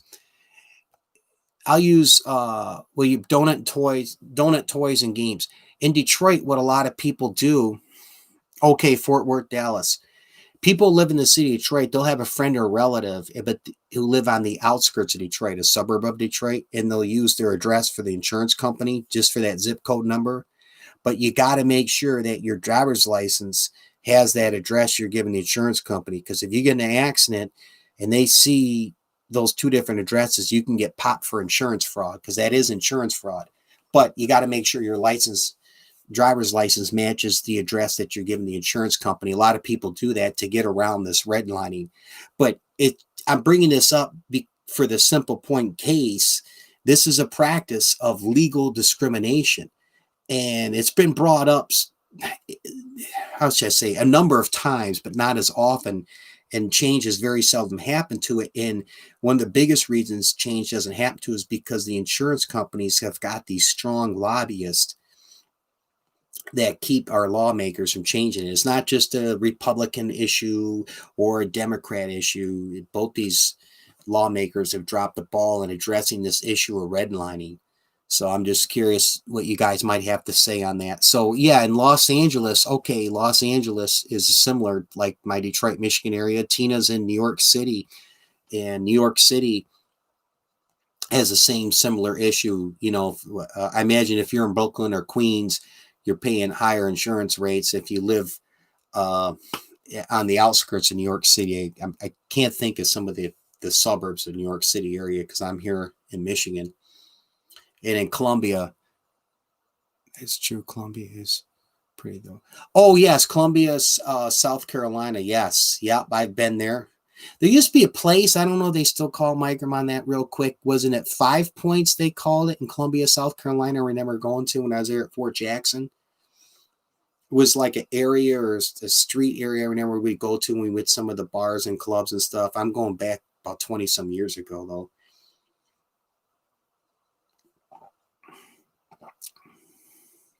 But I moved to one part to the next, laugh out loud, and scared to change it. Okay. Yeah. If you change it, one way to get around it, Tina, I would just say, if you give a different address to the insurance company, make sure that the address on your driver's license matches that address you give the insurance company. Because if you, let's say you get in an accident and you got to put a claim through, they better match. I got something crawling behind me. Yeah, hold on here. I got a spider behind me. I thought something was on my screen. Can you believe that? Only on YouTube Live, I tell you. I got to kill a spider here and we'll move on to our next topic. You won't get this on Fox News.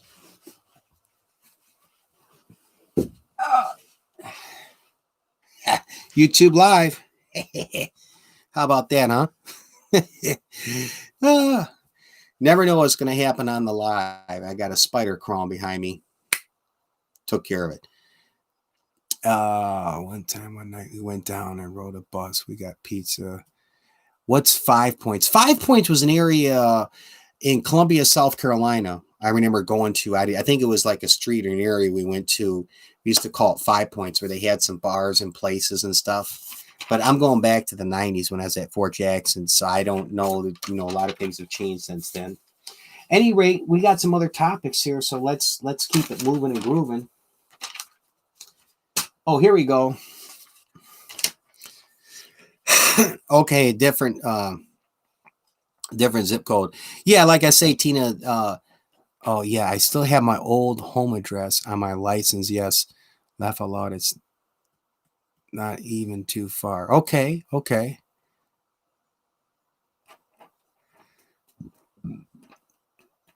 you love car shows. Noel, real quick before I move on to my next topic. I got a video I did a while back. If you go on my videos, Detroit Autorama. And what's so cool about this, I went there and I just took a slew of pictures and then I put it in one of my software programs. But this is all custom and classic cars. And I mean, these people, you could tell they put a lot of money and time and effort into these cars. But anyway, check that out, Noel, when you get time. Not right now. I will want you on my live, but tomorrow, later, when my live is done, Detroit Autorama. It's one of my videos. If you love the cars, I think you'll like that, the car shows. True. Okay, cool, Noel. Thanks. All right, let's move on here. Next topic. The YouTube chat Nightbot. I got a little rant on this, and I'd love to hear from you guys. This is a couple things I don't like about this Nightbot. One of the problems I have, this thing just goes crazy nuts. This Nightbot in blocking people's chat comments. And yeah, I know YouTube meant it. So it's a couple big things. YouTube is with false engagement and spamming. And this Nightbot is supposed to help work as an automated moderator. But this thing goes nuts. I mean, a lot of people's comments get knocked off, and I've seen some people who've had it in the lives, and they just had to turn this Nightbot thing off. And another issue I have with this Nightbot is YouTube is big. They don't want people in the YouTube chat putting out, oh, subscribe to my channel, or I'll sub to you if you sub to me. Basically anything that's considered like a false engagement and sub for sub. Yeah, BB the Cool is cool. And yet this Nightbot I've seen a couple times. Yeah, Micron, you got it. You hate the Nightbot. The Nightbot puts a thing out. I think it was on one of your lives, Noel, and it said, the Nightbot says, what was it? Oh, please subscribe to my channel. I don't know if the Nightbot has its own YouTube channel or what's going on here, but here's YouTube letting people know they don't want the words subscribe or sub for sub in the chat. Yeah, Nightbot puts it in there. And then this thing goes nuts, knocking everything out of the chat. You know, it's a good way to lose a lot of people that join your live with this stupid Nightbot. But I just want to hear from you guys if you have any thoughts or anything you'd like to say about this Nightbot. I got Micron here. He hated the Nightbot. I can change that. Yeah, I know it's weird.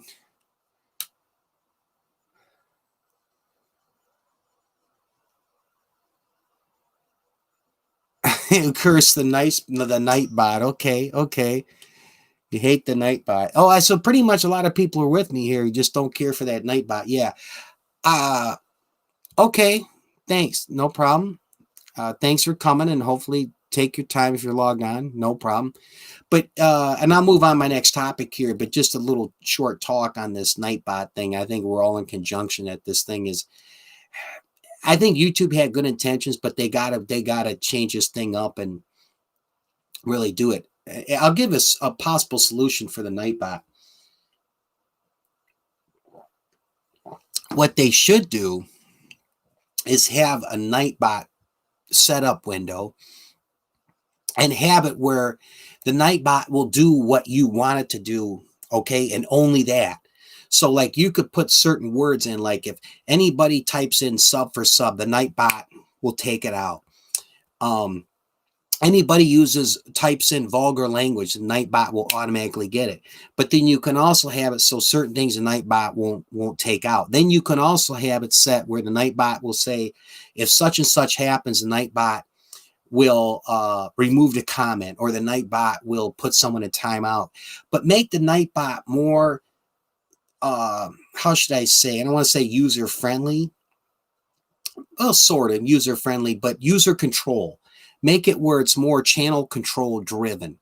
So the YouTube creator who has that channel can set that Nightbot to do exactly what he or she wants it to do and not want it to do. And that's one thing I would like to see with the Nightbot thing. But I don't see myself using it. One of my rules I put in my on my lives in my description box is anything I deem inappropriate. So, and that's part of leadership, is sometimes making those decisions and just taking action. So if I determine someone comes in here and they're spamming or inappropriate behavior, is, you know, someone starts the bullying or cussing someone out, is that legit, Tina, you put in there? The Nightbot is lit, LIG, legit. Any rate, yeah, that thing goes nuts. I don't care for the Nightbot, but that's my thoughts on the Nightbot. Oh, yeah, you know, well, it's no big issue. I don't care for it, that Nightbot thing. I'm not going to leave someone's chat. I will say this. I'm not going to leave someone's chat because they have the Nightbot going. I never had too many issues with it. It's just, this is my opinion, what I've seen the Nightbot do. And it's, Noel, it's the same as if you've tuned in sometimes to the Ange TV shows lives when he's had Nightbot in, and it was just going nuts and crazy. And he goes, I got to shut this thing off. But I also wanted to bring this up because one of the things that in your guys' thoughts is, when it comes to the Nightbot, is the Nightbot should be more set to be channel controlled, YouTube creator controlled, where we can we can set and determine what the Nightbot does and doesn't do. And that would really be a great thing for the YouTube lives.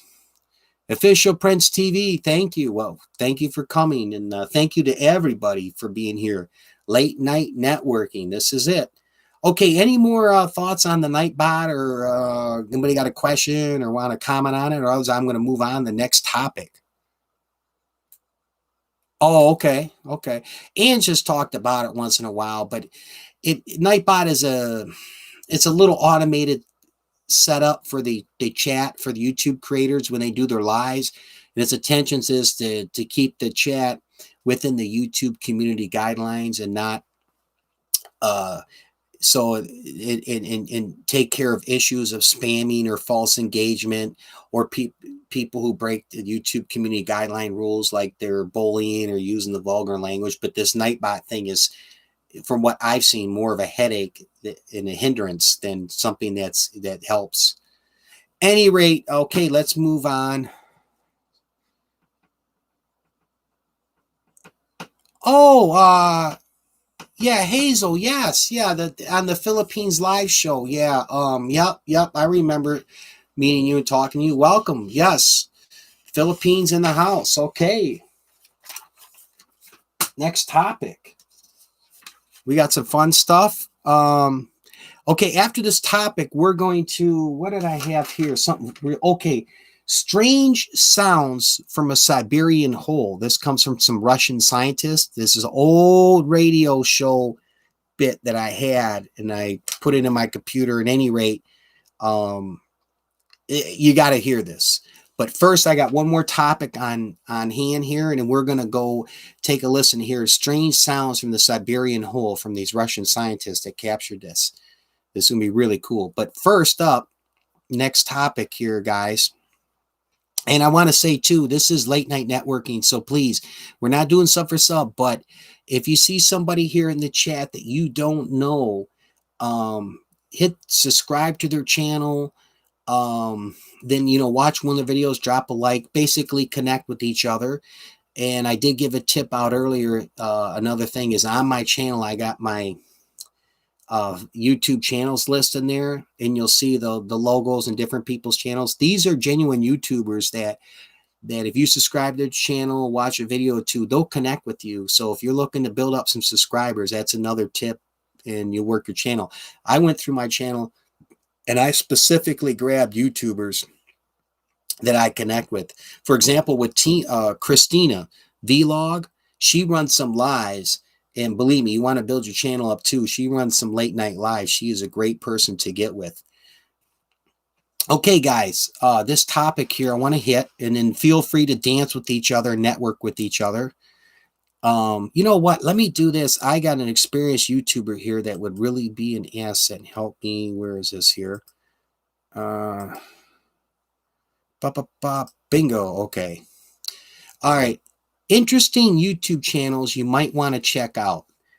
I'm going to open up the window here, and I'm going to put these in here. Now, this isn't so much about networking. I just want to tell you about a few channels you might be interested in checking out. These are big YouTubers. But let me bring up a couple windows here. Bear with me 1 second for this topic, because I got to do some drops here in the box. And then, I'm doing all this talking, and I should be dropping some of your channels. That's a big mistake I got going on here. Let me go ahead and do that as well. Copy.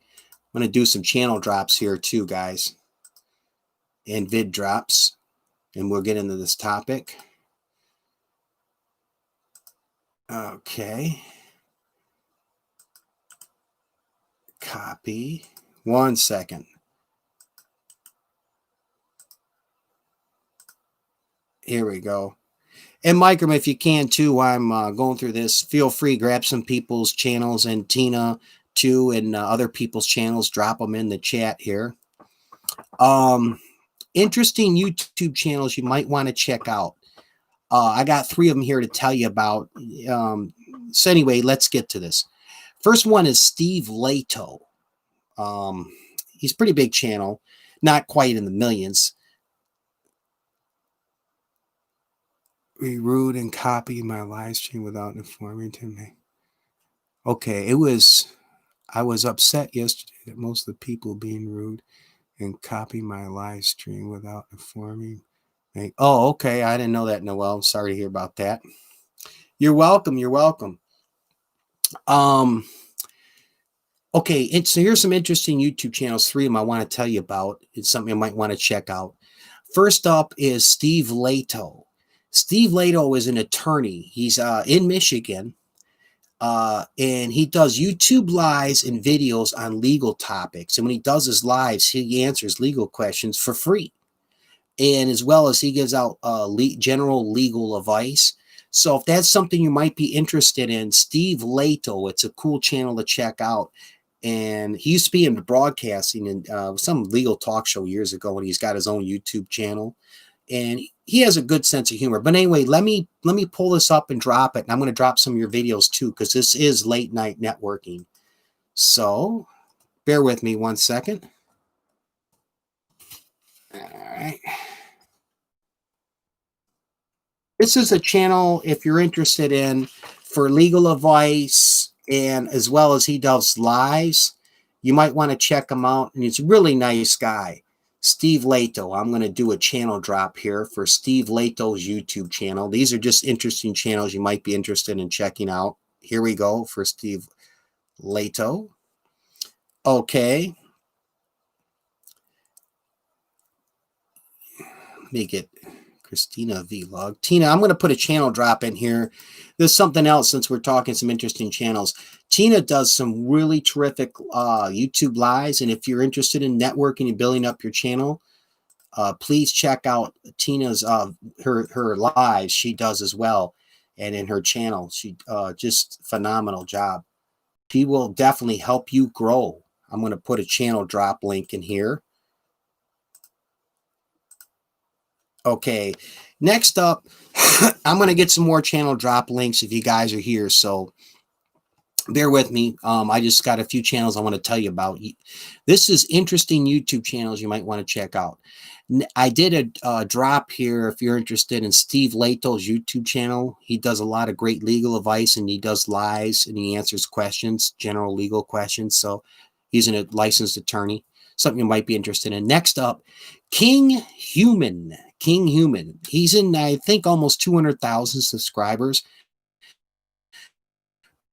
But this guy has been around for quite a few years, and his channel is all about making money online from eBay, Amazon, websites, YouTube.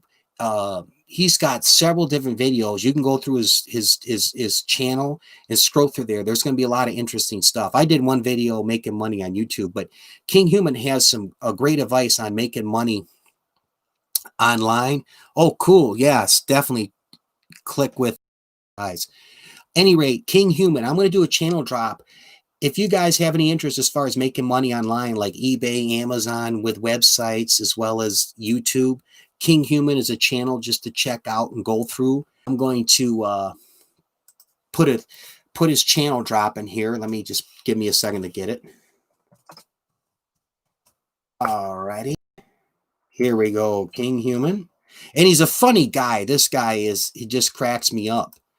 And he's an ethical guy too, very ethical guy. I mean, he's got his own kind of brand and sense of humor. Anyway, let me put his link in here. Here we go, King Human. I put a drop in there. That's something else you might want to check out. Okay, cool, Noel. Second up, interesting YouTube channels, King Human. Like I say, very entrepreneur. What I like about this guy, he's a humble guy. Years ago, I think it was like 15 years ago, he was making a living being a truck driver, driving all across the country. And now he's a very successful person, wealthy person, being an entrepreneur online.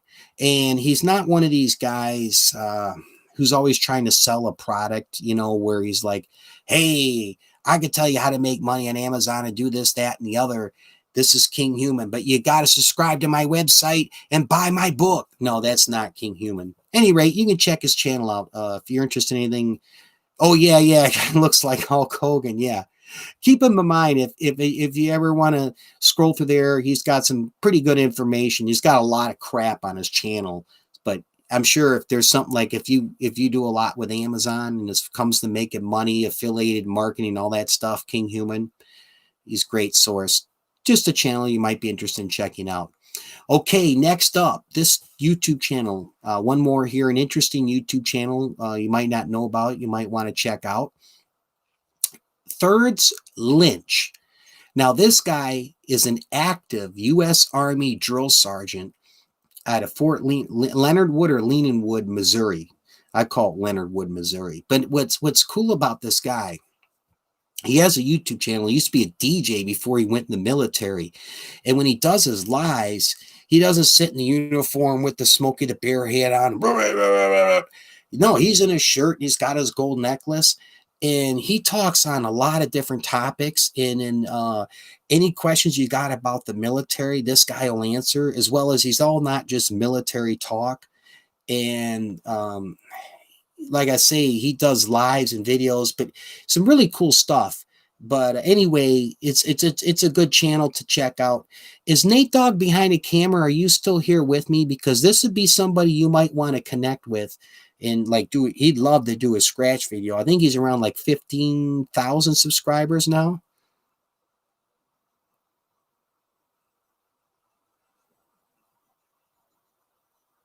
Oh, okay, you're taking off. All right, Noel, no problem. Thanks for joining me. Anyway, let me get Thirds Lynch in here. This is a cool channel you might want to check out.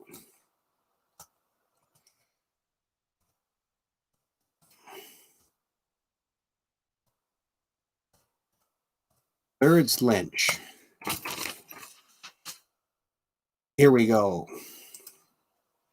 I'll pull up his YouTube channel here. Copy. Okay, 1 second, everybody. This is Thirds Lynch. He's an active U.S. Army drill sergeant, and he's got a YouTube channel, does lives and whatnot. Before I move on to my next topic, which is the strange sounds from a Siberian hole. I have the actual audio. I'm going to play it for you. This is a little scary somewhat and get your thoughts on it. Let me do a couple of channel drops here as you guys connect with each other. PB the Cool. Let me put you in here. This is a great, genuine YouTuber, guys. If you're not with PB the Cool, you ought to, connect with this guy here. I've known PB the Cool quite a while.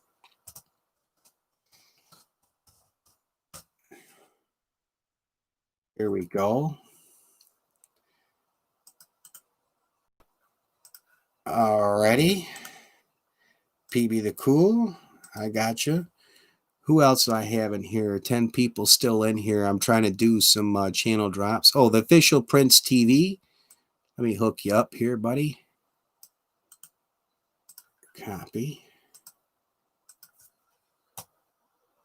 Just doing a few channel drops before we move on to the strange sounds from a Siberian hole. Official Prince TV. I got you here, buddy. Put you in the chat.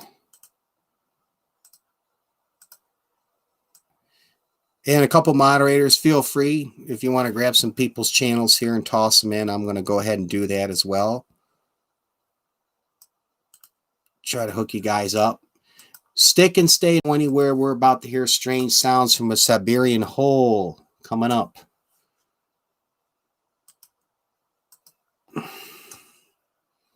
I'm going to do one more channel drop here.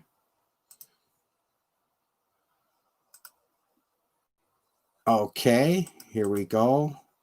Copy, paste. Channel drops. Okay, if I didn't get to you and you get a channel drop, I got a couple moderators here. Just let them know you get with one of the moderators, the blue wrenches, and they'll put a channel drop in. Oh, Microm's still here. Okay, yeah, Microm's still here. Any rate, we are networking, but we're also having some fun here tonight. Let me stop talking and let's get to this. This is something kind of interesting, guys. All right. All right. This is Strange sounds from a hole in Siberia. Now, this was recorded by some Russian scientists. And any rate, without further ado, let me play it. This is about 4 or 5 minutes. I'm going to use my Blue Access Bluetooth speaker. I could play it through my computer, but then I got this thing hooked up through this big mic here. Let me show you this. See, I got my big mic here. So this would be the easiest way. I did it my last show when I played a clip on public speaking. So without further ado, I'm going to bring this near the microphone. Strange sounds from a Siberian hole from Russian scientists. Okay, here we go. I got the power on. Let me hit play. Hold on, I got to turn this way. Okay, guys, here we go. The story of the hell sounds audio comes from an article that was published in a Finnish newspaper. The story reads, a geological group who drilled a hole about 14.4 kilometers deep in the crust of the earth are saying that they heard human screams. Screams have been heard from what seems like condemned souls in the bottom of Earth's deepest hole. Terrified scientists are afraid that they have let loose the evil powers of hell up to the Earth's surface. And I quote, the information we are gathering is so surprising that we are sincerely afraid of what we might find down there. That's from Dr. Azakov, the manager of the project in remote Siberia. The second surprise was the high temperature they discovered in the Earth's center. The calculations indicate the given temperature was about 1,100 degrees Celsius, or over 2,000 degrees Fahrenheit. Azakov pointed out, this is far more than we expected. It seems almost like an inferno of fire is brutally going on in the center of the Earth. The last discovery was nevertheless the most shocking to our ears, so much so that the scientists are afraid to continue the project. We tried to listen to the Earth's movements at certain intervals with super-sensitive microphones which were let down through the hole. What we heard turned those logically thinking scientists into trembling ruins. It was sometimes a weak but high-pitched sound which we thought to be coming from our own equipment, explained Dr. Azakov.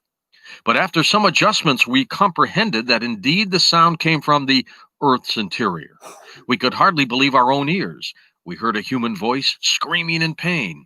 Even though one voice was discernible, we could hear thousands, perhaps millions in the background of suffering souls screaming.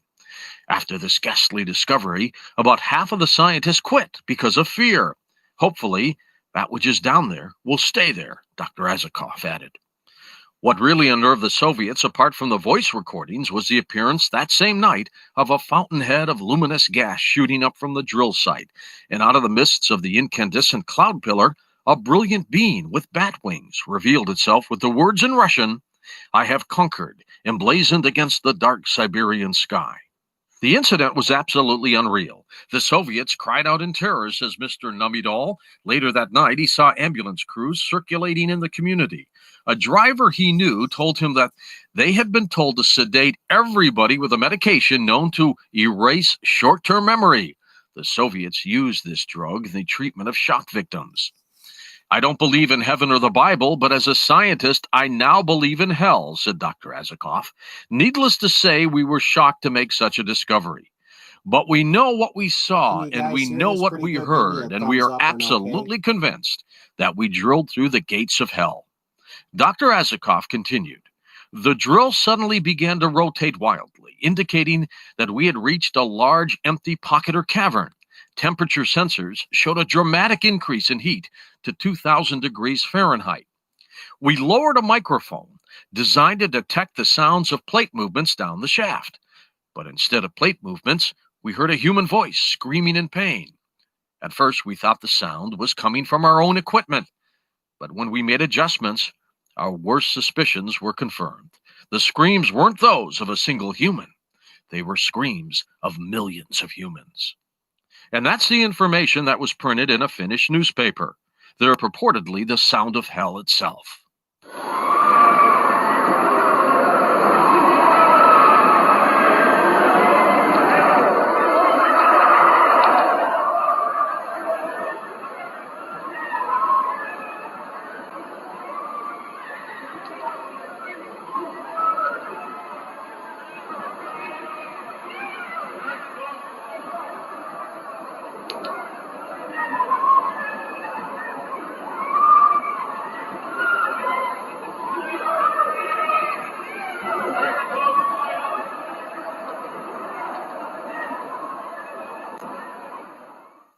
Once again, this is the audio from the deep hole drilled in Siberia, where the sounds of people screaming were recorded, and many believe it is indeed the sound of hell.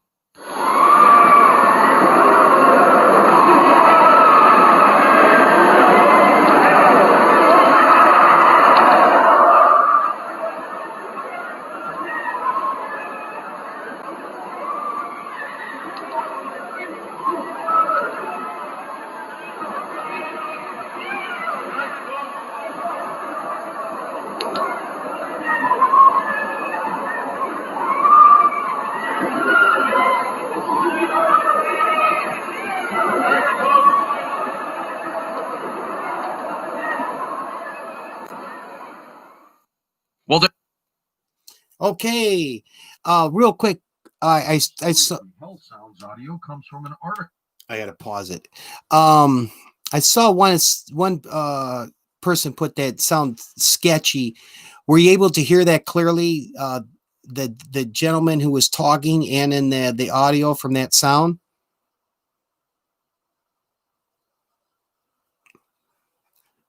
Was everybody to hear that the interview when the guy was talking in the sound clearly?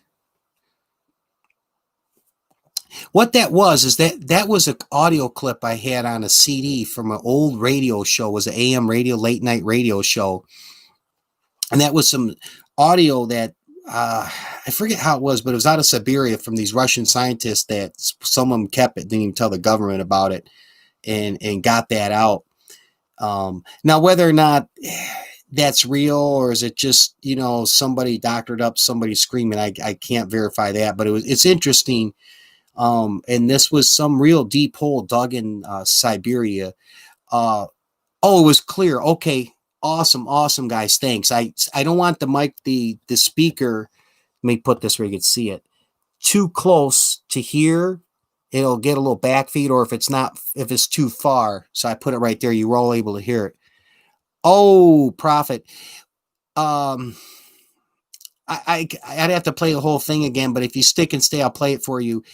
What I was doing these were strange sounds from a deep hole dug in Siberia, and some people refer to as sounds from hell.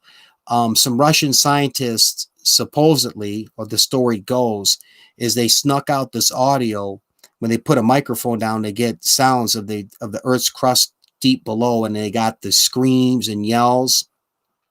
So it was an interesting segment on a radio show that I recorded and had on CD years ago. Oh, yeah, you heard it before. Okay, the strange sounds from the Siberian hole. Okay, all right. I don't know.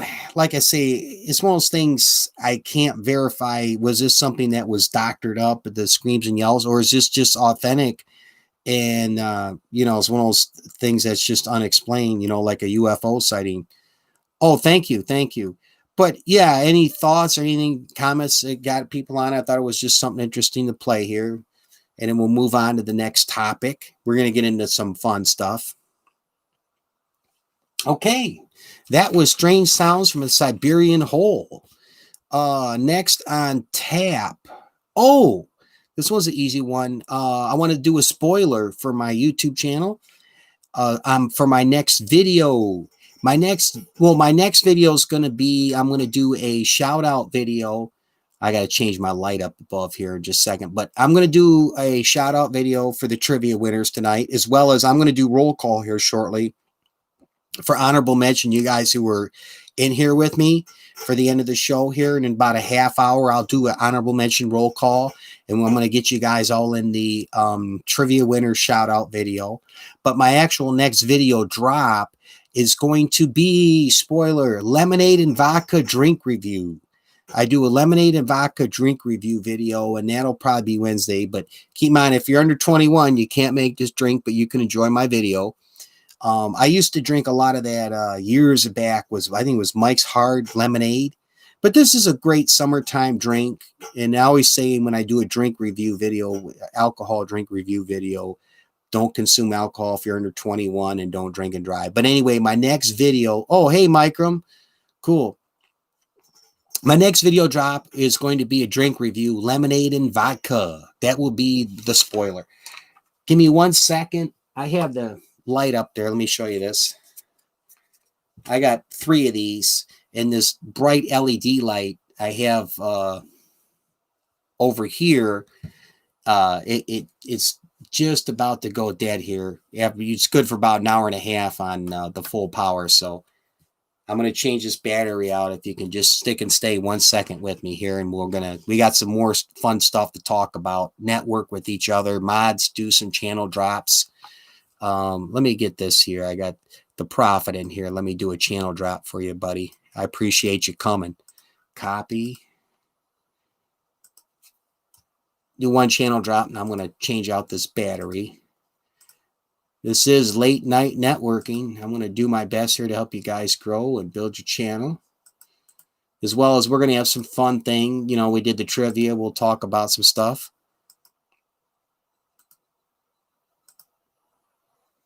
Boom. Here you go.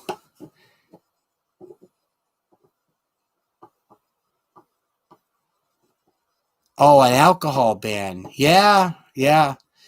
Not everybody can drink it responsibly and moderately. Yeah, with alcohol. Yeah. Anyway, give me 1 second. I got to do a quick battery swap.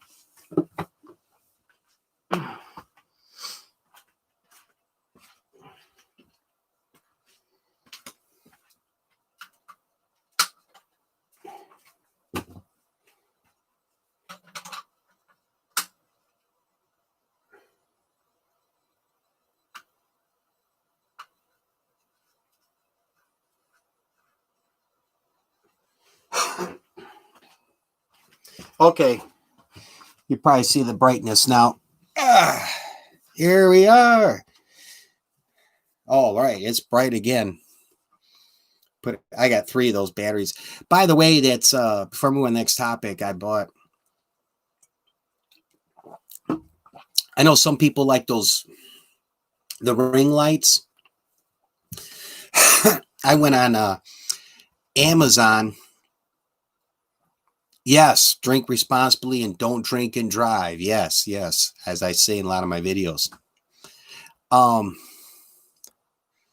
So you want to for nose. So I cannot purchase if you can. I'm not sure what he's talking about. A lot of people like the ring lights, which are great, and they got the little things in the middle. Me and Mike, I think we're talking about this my last live. They put their cell phone cameras in the middle. And I bought on Amazon. Let me show you the case here. I got a flat light. It's an LED light. Well, I have it running right now, but this is one of the covers for it. So it's this size right here. And I forget how many LEDs are in there. And then it came with 2 of these batteries. And I bought an additional one for like $8 or $6. And then I got a case for it here. Take this all out. It's just under $50. And see how it's got this nice foam? And then the square piece sets right in here. And then this and this. I have it in my my eBay deals video. And I got a link, I think, for the eBay. But it's also on Amazon. But you can get the hard case. If you buy this light, I would just get the whole shebang, the case and everything with it. And it's for just under $50. I use this, so I shoot a lot of my videos. Oh, thanks, Nate Dog. Yeah, thank you. Video scratched. Okay, cool. Here's another one of the batteries. But it's what I like using, shoot my videos. This light. And then... what was the other thing? Oh, wait, I mentioned last week, and I didn't have with me. I brought it right over here. When I shoot most of my videos where I'm not on my webcam, I bought this, again, I got this off eBay used. It was made in 2009 or 10. It's an older model of Sony Handycam, but I got the case with it and all the bells and whistles because it was used one. The only drawback is not high definition. It's standard definition. But the nice thing is it's like 60 gigabytes of memory on this thing. So it's like hours of filming. But I might go to a high def. But anyway, that's just another this is just what I use. So some of you are, think, but a lot of these new iPhones are real nice. I like this because when I did my like car dealership browsing video, I can hold this in my hand, as well as it has the thing right here to go on a tripod. And then let me turn this around so you can see it. You can see it, it just comes right up, and then I got to open the lens. There's my part of my face right there. And it just shuts, and everything's the touch screen right here. And then it's got all this, but I've been happy with this. I've like I say, for under 50 bucks. And then just like my Rocky Challenge video I put out where I drink the egg, I use this sucker right here, put it on a Tide Pod. I've been happy with it. Oh, thank you. Thank you. Good to see you too. Yep. I'll get some, my moderators will do some link drops, and I'll do some as well. This little thing I like, it has the audio picks up there. It does a terrific job. Some of the newer ones too, what they're doing now is right under here, they're putting that. But most of the cameras I see, the video cameras are shaped like the old 35 millimeter cameras, but this is what I use. And it's got the zoom in and out. And then I got an extra battery right here, and I charge it up off the plug. But I've been happy with it. But that's just a suggestion. So if you're looking for a camera to take out and about, a lot of times go on Amazon or eBay. Even those HD ones you can get fairly cheap, under 100 bucks, and buy a used one. And a lot of times you can get everything with it. There's nothing wrong with it. It's just somebody probably went to 4K camera, a newer one, and they're just looking to get a little bit of money out of it. But you can save a lot of money by buying a used camera on eBay or Amazon. Just a little FYI. Like I say, I got this thing for just a little over 40 bucks with the case and then the wiring, the charger, all that good stuff. The Sony Handycam, I've been happy with it. Does the job. Well, the only thing like I say, I might do in the near future is I might go to an HD. But yeah, so far I'm happy with it. Okay, let me set this over here. We got some more fun stuff to talk about. Let me do a couple channel drops here. I see you got some new people in the chat here. Oops. I'm going to make this easier here so some of you guys can connect. I'm going to do a channel drop, and we'll move on to our next topic. And definitely, yeah, get with each other, network with each other, do a dance in each other's channel. Let's help each other grow for sure. Okay, let me put you in here. Copy. You got it. Here we go. Another channel drop coming your way. If I didn't do a channel drop for you, or you need one, just do this, and then I'll hook you up. Give me 2 emojis of a thumbs up. Give me 2 thumbs up emojis in here, and then I'll hit you up with a channel drop that lets me know. So if you like a channel drop or you haven't, me or Microm or Nate Dogg behind the camera, me or one of my moderators, Atina, if you're still here, we'll drop your channel. So if you haven't had your channel or you'd like a channel drop, just give no more than 2. Okay, Nate Dogg behind the camera, I got you. We put you in here. That's one thing. You don't want to put too many emojis because that could be considered spam. So it's usually no more than 2 emojis in one comment. And I got my mods here to watch it. So it's just a little FYI because YouTube sometimes considers that as spamming. Okay, this is Nate Dogg behind the camera. Let me put you in here. You're welcome. You're welcome. And oh, by the way, yeah, I see it in the chat. My full name, my first name is Edward. I go by Ed for short. But if a lot of people just call me Infospot, that's fine. But if if you were wondering, my name is Ed. So if you want to call me Ed or Infospot, either one's fine. But my name is Ed. Oh, Microm, yes. I'm sorry, Micah. Let me take care of you. Hook you up here. Yeah, you want a channel a channel drop? Just do 2 thumbs up emojis, not 3, just 2, and I'll take care of you here. And we got a few more things to talk about, so stick and stay. It's a great day. I appreciate all you guys being here. I really do. Copy. Okay. Let me put this in here. Channel drop coming up. Donut and toys. No, I know about the emojis. I'm just, some people may not. That's why I was just saying no more than 2 emojis per comment. Okay. That's all. Donut toys and games. That's why I just remind, some people might not know about it, but okay. All right. Some more channel drops coming up. I'm going to get you guys here. Then we'll move on to some more topics, and then we'll have some general conversation, all kinds of fun. This is late night networking, man. There's no silent live streams on my channel.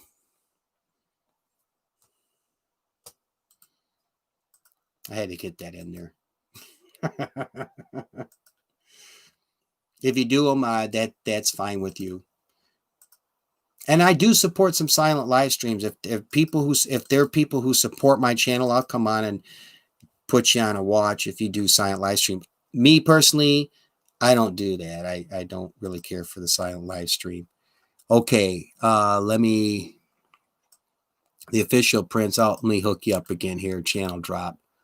What the hey? We're late night networking, so I'm going to do everything I can.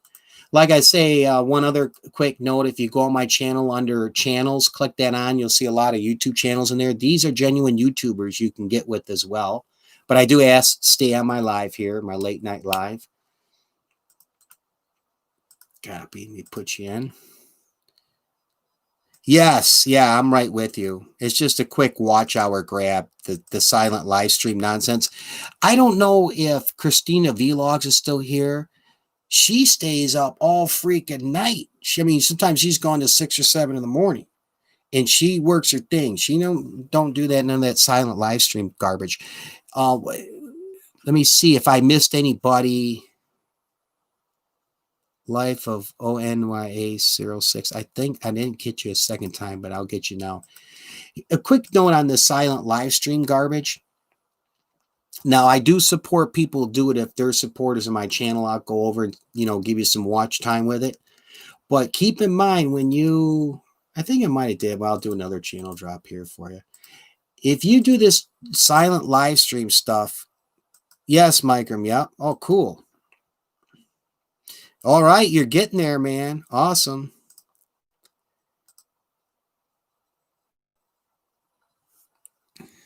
Oh, yeah. Try to spell out the numbers if you can. Yeah, that's because that could be, keep that in mind, Microm. That can fall under the spam and sometimes false engagement, especially if you're talking about how many subscribers on your channel. So, yeah, if you can, just spell out the numbers. Try not to put numbers in there. Again, please don't put numbers in the chat. Spell them out. Spell it out. So if you got 500, FIVE, then the word 100, I appreciate it.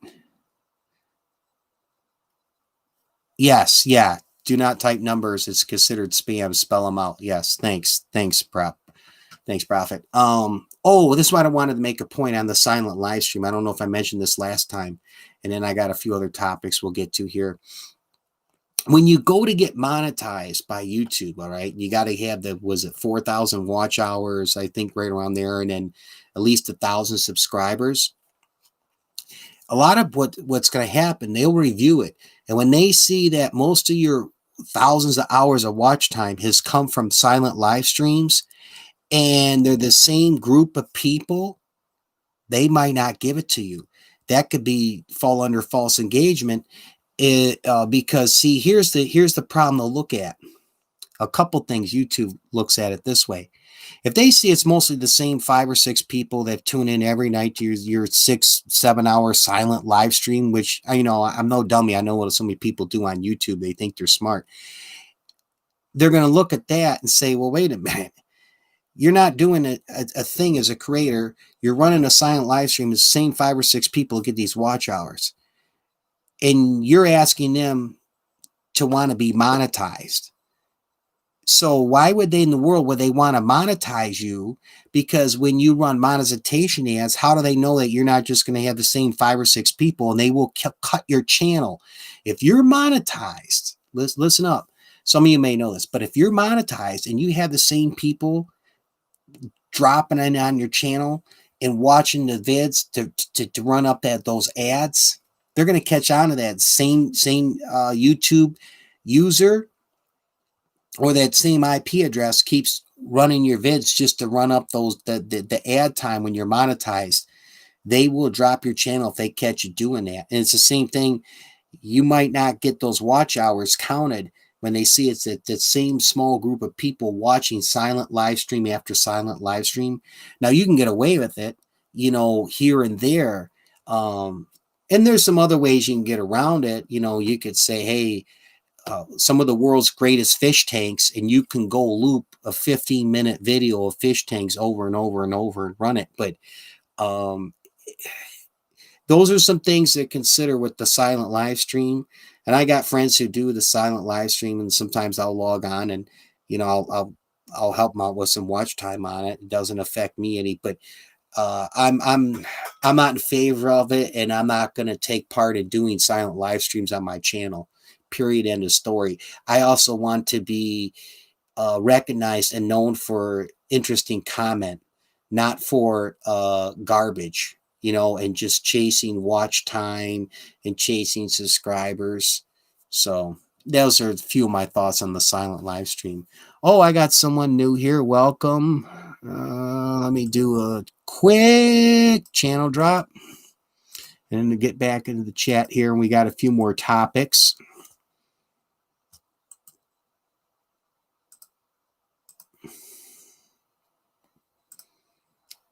Okay. Thank you for coming.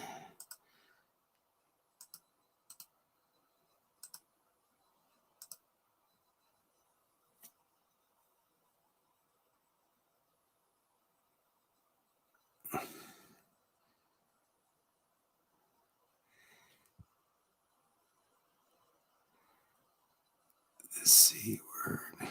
I'm just reading the chat here, guys. Microphone, do not say the C word because that's considered spam. Oh, yeah. I don't know exactly. Yeah, Microm's well aware of that, so that's no biggie. Any rate, profit. Okay. Let me move on to the next topic. Move this over here. So that's my stuff on the silent live stream. Let's get back into some interesting conversation, as well as I'll answer general conversation. Oh, here we go, guys. This is what I was looking forward to talking about. Okay, 14 in here. Let me get a sip here. My throat gets dry.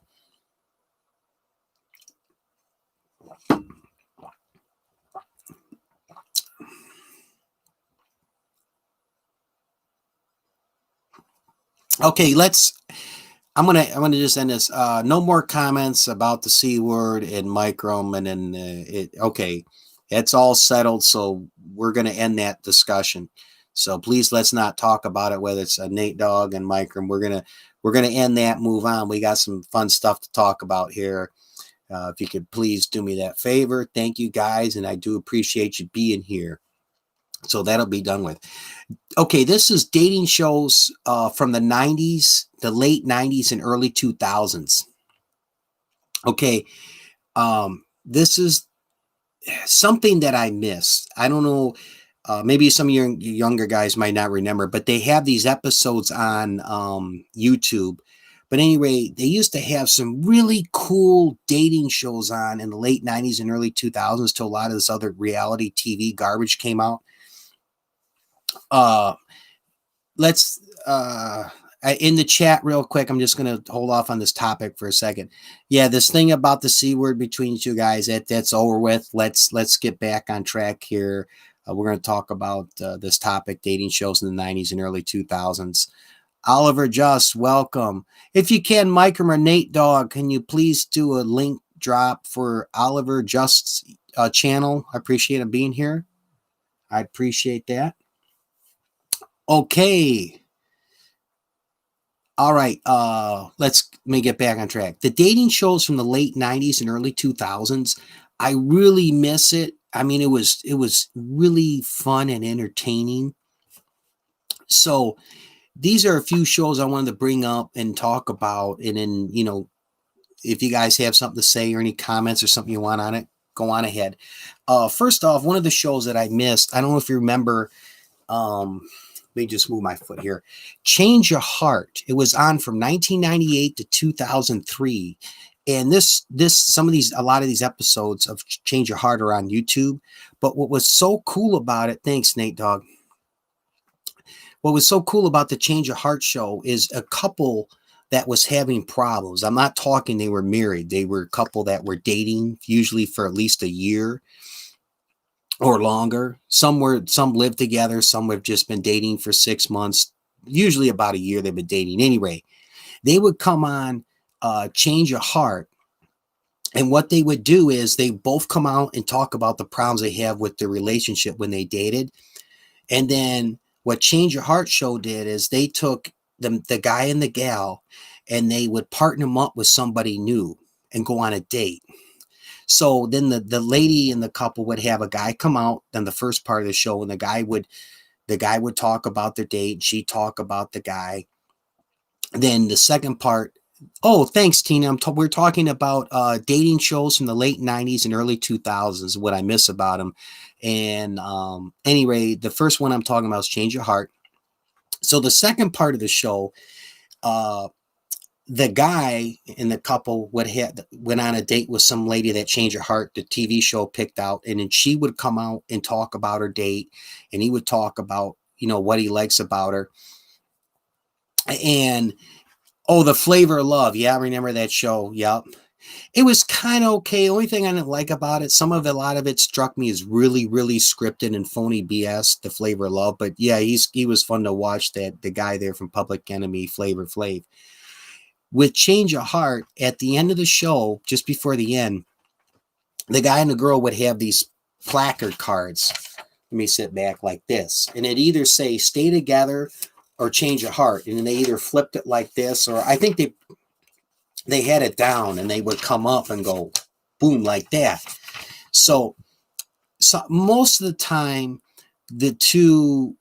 both the couple would put stay together. They'd say, hey, I have some issues with him, but I think that he's the man for me, blah, blah, blah. And they would put it up. But once in a while, there'd be one of the people in the couple, and they'd have the Change Your Heart. And when they flipped the placard up, they'd say, well, you know what? I found out just what I'm missing by going on this date with Tina over here, that I haven't been getting with Lisa in my relationship. So with that being said, Change Your Heart. And the other one would want to stay together and be like, oh, but it was a great dating show. So if you're ever on YouTube, check it out one time. The show's called Change Your Heart. It was on from 1998 to 2003.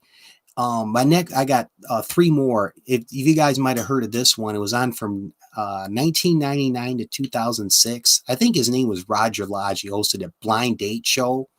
They go on a blind date, and they used to have these little pop-up bubbles by their head over here, and the cameras would be there. And the thing was, after they had their date together, typically they go do something, like they go for a walk in the park or blah, blah, blah. Then they go have a dinner.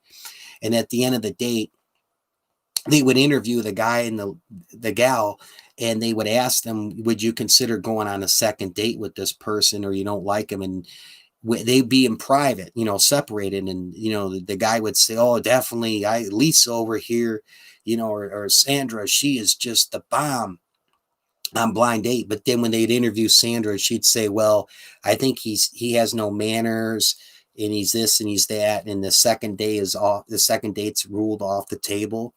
But it was a fun show from 1999 to 2006. They got some of the episodes on YouTube, Blind Date. I don't know if you guys remember that one at all.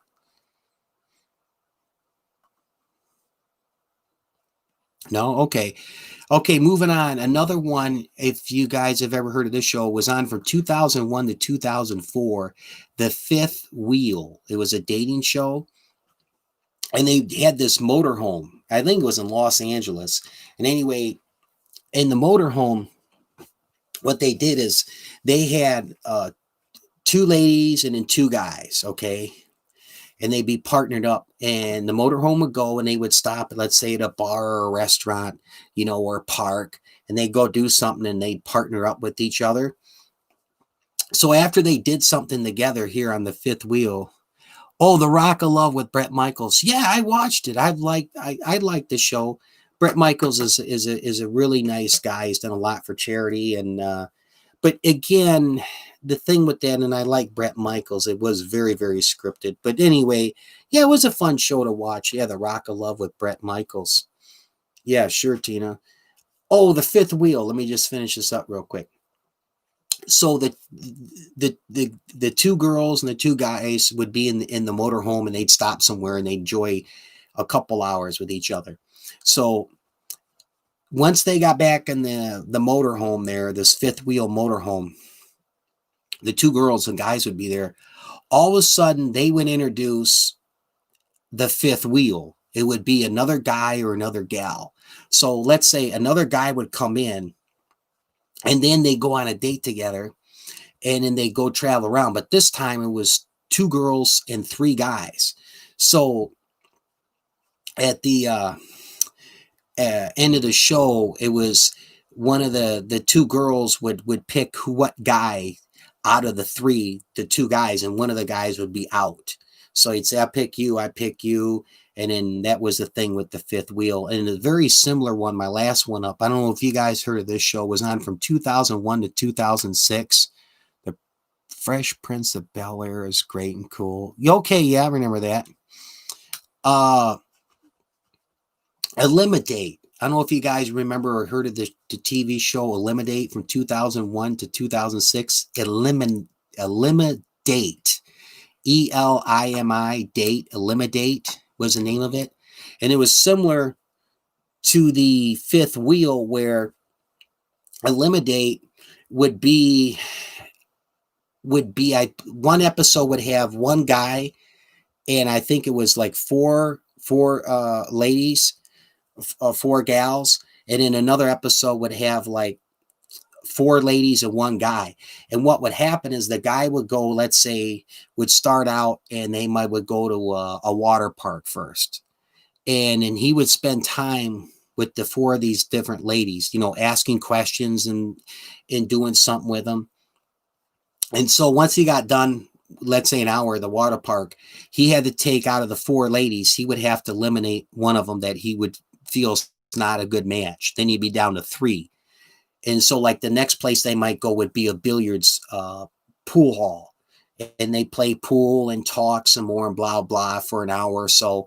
And then from the three, he goes down to two. And then the final date's usually at like a restaurant or a bar and grill. And he spends good time with each of them. And at the very end of the show of Eliminate, he would pick out of the two ladies left, the one that he feels is the best match and he wants to go on a second date with and pursue a relationship. And then they would flip the script. They'd go from one girl and the four guys, and one guy, four girls. But they have that on YouTube. It was a cool show, Eliminate. So those are some shows that I really miss from the late 90s and early 2000s. Change of Heart, The Blind Date Show, Fifth Wheel, and Eliminate. And they were just fun shows. I used to put them on late at night too, usually after 11 o'clock news, and to run till like 2 in the morning. I don't know if you guys remember any of those. If you catch them on YouTube, you might. Are there any comments or thoughts you have, or anything about the dating shows, or remember watching those? Or if not, we'll move on to the next topic. Oh, yes, I watched that too. Okay. Oh, late night on Nick. Okay, Nickelodeon, late night. I didn't know. Did they have any of those dating shows on late night on the Nickelodeon channel? I didn't know. I used to watch them on my local channel 20, which was, I think that was a CBS channel or something. And then there was a cable channel that had Blind Date on. I think it was USA Network. Yeah, MTV, I think, did Fifth Wheel or one just like it. Yeah, it was one of them MTV had going too. Yeah, as you bring that up. Either Fifth Wheel or Eliminate, but I miss it. They were just fun shows to watch. My favorite out of all of them, how the premise and everything went, was definitely Change Your Heart. So if you guys has some time to kill or something you might be interested in, not during my live. I love to have you guys here. Okay. This is late night networking, but definitely check out Change Your Heart dating show on YouTube. You could tell it's so 90s and early 2000s when you watch it, but it was a fun and really great show. Have you heard about I want to marry Harry? No, I haven't, PB the Cool. I haven't heard of that. But those are some dating shows we're checking out. Change Your Heart was my favorite out of all of them. Eliminate was another cool one. But at any rate, we'll move on to the next topic here in a second. I'll check the chat here. And we got some fun stuff we're going to be getting into. Sometimes I think I was born in the wrong year. Oh, that's no problem. It might be, some things I love a lot of. I'm a big 1990s guy. I'm huge in a lot of stuff from the 90s and early 2000s. Oh, okay. Well, hey, like I say, if you get time, on YouTube, it's something worth to check out. Is the those dating shows. Change Your Heart was my favorite. Eliminate, Blind Date. You'll see they were just such great shows. I wish they would bring them back. They did do some of that other stuff, like you say. I do remember the Brett Michaels dating show, and then Flavor Flav did one. They did a couple other spinoffs. There was that one other gal I couldn't stand. Oh, that one wasn't on VH1. Her, I think New York was her name, and she was on Flavor Flav's show, and then she got her own because she was just so obnoxious and just in your face, and I couldn't stand her. I saw a few of those episodes, or the first episode of her show, and I killed it. I think wasn't it Flavor Flav on his show? Is towards the end he had that bottle of champagne or Moet, and he would tip it upside down and dump it all over the carpet or something.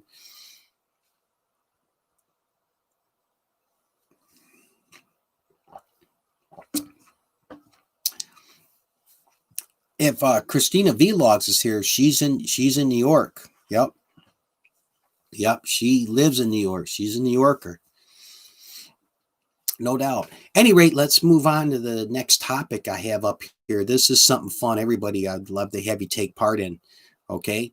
This is the best song ever by. Now, how this is going to go, I'll give you my picks, and then I'd love to hear from you guys. Let me move my microphone. Give me 1 second. I just have to check my cell phone, and we're going to move on to topic here, connect with each other. Give me just a few seconds. Got to check something.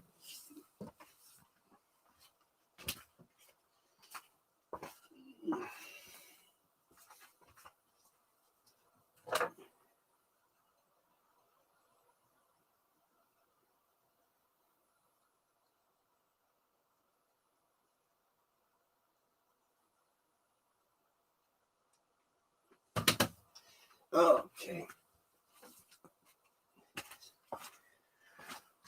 All right, I'm back. My cell phone was doing something. Okay, I'm back. Here we go. All right, guys. The best song ever by. Now, this will be the best song ever by a male artist, a female artist, in a band. All right, there's no right or wrong. This is just some fun discussion. Now, I'm going to give you my picks here. Okay, so the best song ever by a male artist, and there's a lot of them that come to my mind, but I also considered that song and being iconic, not just how many records it sold. And and it could be any music. I don't care. There's no right or wrong, whether you are country music, rock and roll, rhythm and blues, rap, hip hop. Okay.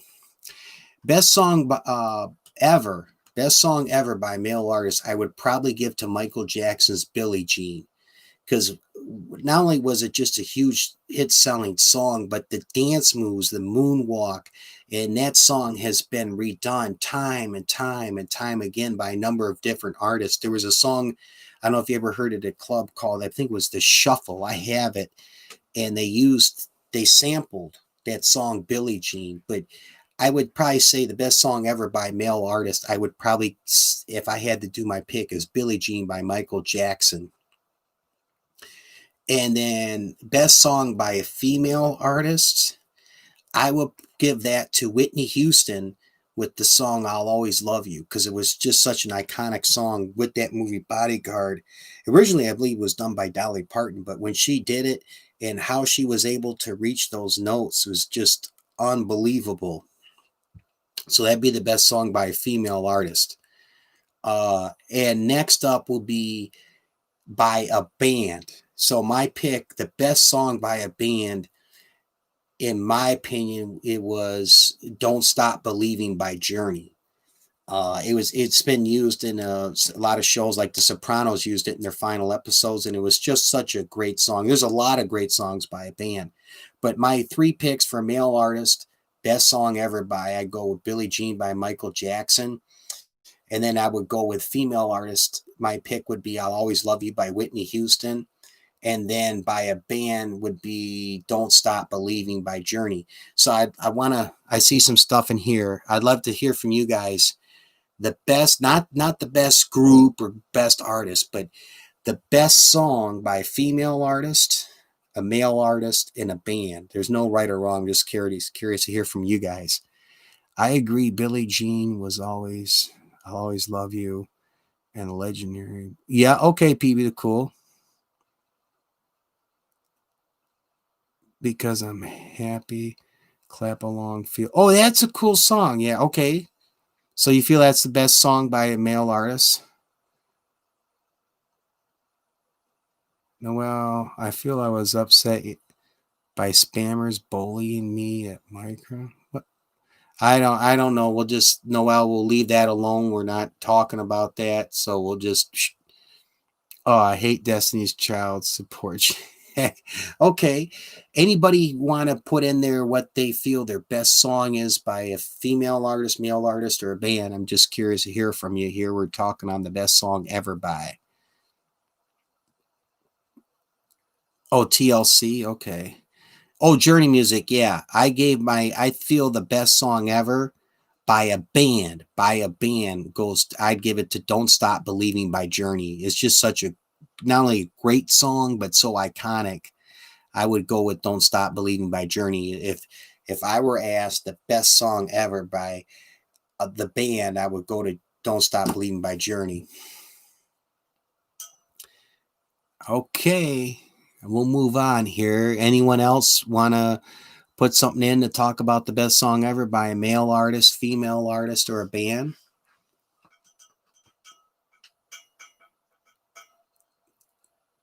James Brown. Okay. Yeah, yeah. But Noel, what would you be typing? You feel your best song ever by a male artist, a female artist, and a band? Those out of those, those three. Any picks there? It's a new dawn. It's a new day by one girl. Oh, I can't remember if I heard that song. The album CTRL is really good. Okay. Okay.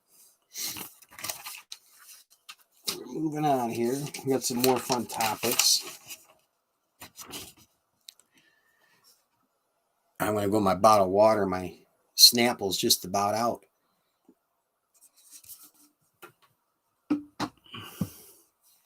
We get a drink of water. We'll move on to our next topic. I'm watching the chat here. If you guys got anything you want to do, best songs by a group, definitely connect with each other.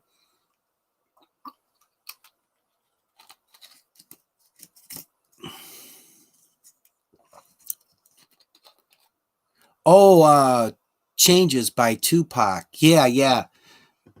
Definitely. Yeah. Oh, yeah. Big song. A great song. Yeah. Changes by Tupac. Yeah. It's just a shame what Yeah, what happened, unfortunately, with him him and Biggie, similar incidents there. Yep. Okay. Next up. All right, we're going to move on to our next topic here. Our next topic, this is another fun one here. Restaurant and fast food places that we don't care for. Now, I put a little twist on this. We talked about some food and stuff the last live I did. This is restaurant and fast food places that we don't care for. And here's one of them I wrote down, and I'd love to hear from you guys, okay? One I'm not a big fan of is Jimmy John's. And the reason why is I find a lot of their subs and sandwiches are on the pricier side. And another problem with Jimmy John's is you can't pick out different breads and dressings like you do at Subway, as well as not many vegetable choices at Jimmy John's like Subway. Not Simon, Feeling Good, best female song. Okay. It's a good pick. And Nate Dogg Behind the Camera, Tupac, Gangster Party. Yep. Okay, here it is. Restaurants and fast food places that we don't care for. Now, this is one I'm using as one that I really don't care for, and I'd love to hear from you guys and maybe why. No right or wrong answer, just fun conversation. I'm not a big fan of Jimmy John's, and it's because I find their subs and sandwiches are on the pricey side. And when you go to Jimmy John's, you can't pick out different breads and dressings like you can at Subway, as well as there's not many vegetable choices at Jimmy John's like Subway. So when it comes to restaurant or in fast food places that we don't care for, my pick is Jimmy John's. I'd love to hear from you guys. A fast food or restaurant you don't care for, or maybe a little bit why. Not Burger King, but I love Olive Garden in Texas Roadhouse. Okay, Noel, you don't care for Burger King, but you love Olive Garden in Texas Roadhouse. Don't like Subway like you're making the sandwich. Okay. Yeah, my thing is I like Subway. Yeah, I do like Subway. It's just my issues with Jimmy John's. I'm not a big fan of it. They're pricey. You don't get to pick out your bread, and they don't give you many choices with dressings. And same thing. I asked for a pickle once at Jimmy John's. This is some years back. They say, oh, it's an extra 50 cents, and they say we got a pickle like this. I was like, huh? You're at Subway. You're like, yeah, I like some pickles on it. I like some peppers. I like this. I like that. No problem. And then they're usually in general not as pricey as Jimmy John's. So Jimmy John's, as I say, my product review, thumbs down. I love micro. It's okay. You love breadsticks. Okay. Olive Garden. Okay. I love Subway. Yes, Microm. Yeah, I love pizza, man. I love pizza.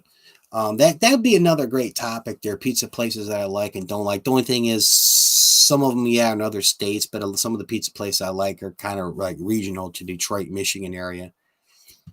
Little Caesars, I love their crazy bread, but their pizza stinks. I could care. Their pizza's terrible. That $5 hot and ready pizza at Little Caesars, but I love their crazy bread. But anyway, we're talking about a restaurant or a fast food place you don't like and why you might not like, and whether it's the pricing, the food, the customer service. I'm just curious to hear from you guys on that. Okay, we got a lot of pizza lovers in here. Would we give up? Oh, okay, give up soda, burger, pizza, or pasta. I'm not a big pasta guy, so that's easy one for me, migrant pasta. Goodbye. I love KFC. Is awesome as well. Okay. Put this aside. I got one other fun topic here, and then we'll get into just general conversation, and we'll just coast in the last hour or so of the show. Oh, okay. Well, thanks for coming. Let me do a channel drop for you. Thanks for coming here. Appreciate it. Get with some of the other people here.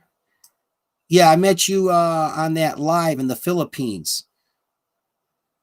Let me get you in here. Yes, you're from the Philippines. Okay, I got you. Give me a second.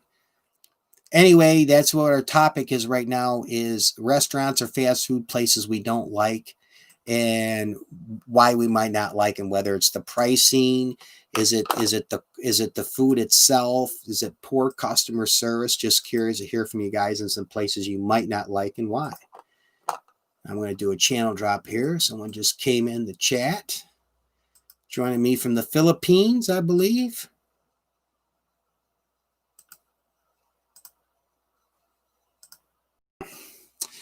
And also Burger King, McDonald's, Carl's Jr., Rallies, and Chick-fil-A.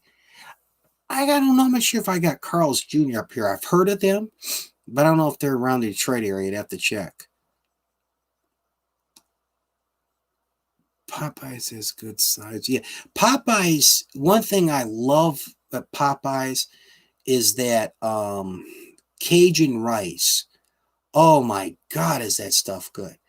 They both, to me, had decent biscuits. I wish KFC did their chicken somewhat like Popeyes, Micron, where they KFC would have a spicy, but it's been a little while since I've been to KFC, so I don't know if they offer a spicy chicken like Popeyes. Church's chicken that's one I don't care for, and I'll even tell you that. I'm glad you brought that up. In Detroit, is their chicken is just awful tasting. I don't know where in the world they get that chicken from, but it's just terrible. Church's, well, in Detroit area it is. I'm not a big fan of Church's chicken. Oh yes, the biscuits at Popeyes. I think both Popeyes and KFC both have great biscuits, but I think the one thing that Popeyes definitely has that I haven't had at others is that Cajun rice they do at Popeyes is just out of this world good. I love it.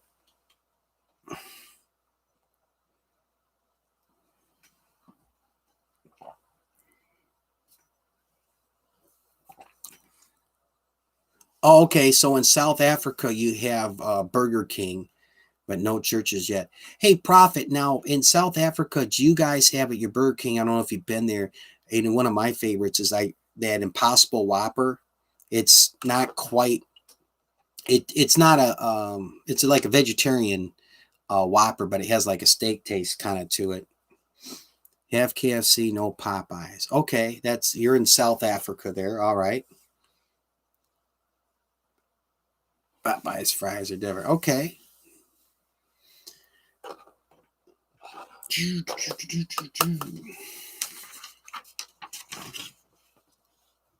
Set this here. In Pennsylvania, all love Freddy's best French fries. Oh, okay. Okay, Noel. So you're not far from me. You're in Pennsylvania. I got you. Okay. We'll move on here. I got one more topic on tap here, and then we can get into some general conversation. We're cruising right along. Have you guys eaten at Chuck E. Cheese? I did. It's been some years ago. Their pizza's somewhat similar to a oh, you did. My Ideas. Okay. Do you have it? Hold on, My Ideas. Yeah, Chuck E. Cheese is kind of similar to like a Little Caesars type pizza. Micron was not that great. It's been years. My Ideas, real quick. So you did the Rocky movie challenge. Do you have that video posted on your channel? Yes or no? Because if you do, I'll definitely give you a good shout out for that.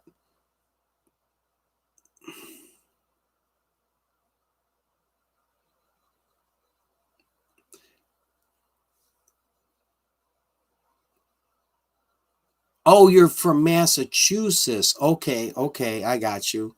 All right, yeah, Boston's over there, New England area. Okay.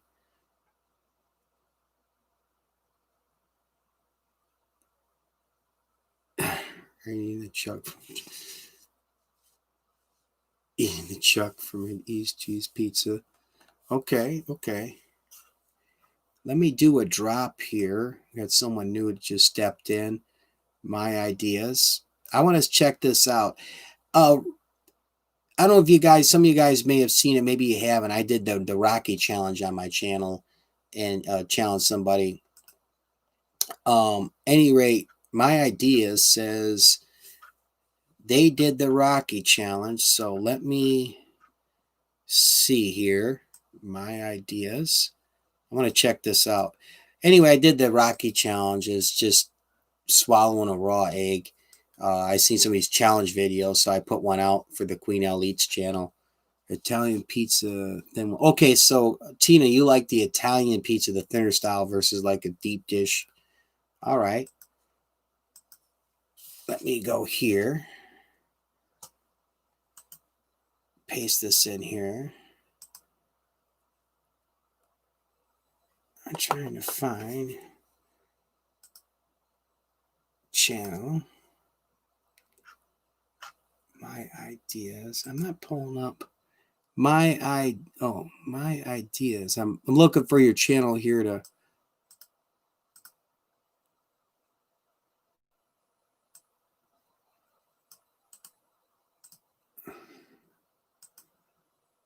Huh. These are channels for.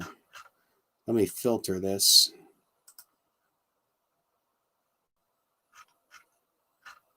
Yeah, I'm not pulling up your channel. You know, my ideas real quick. Okay, my ideas. You have a video, I'll check it.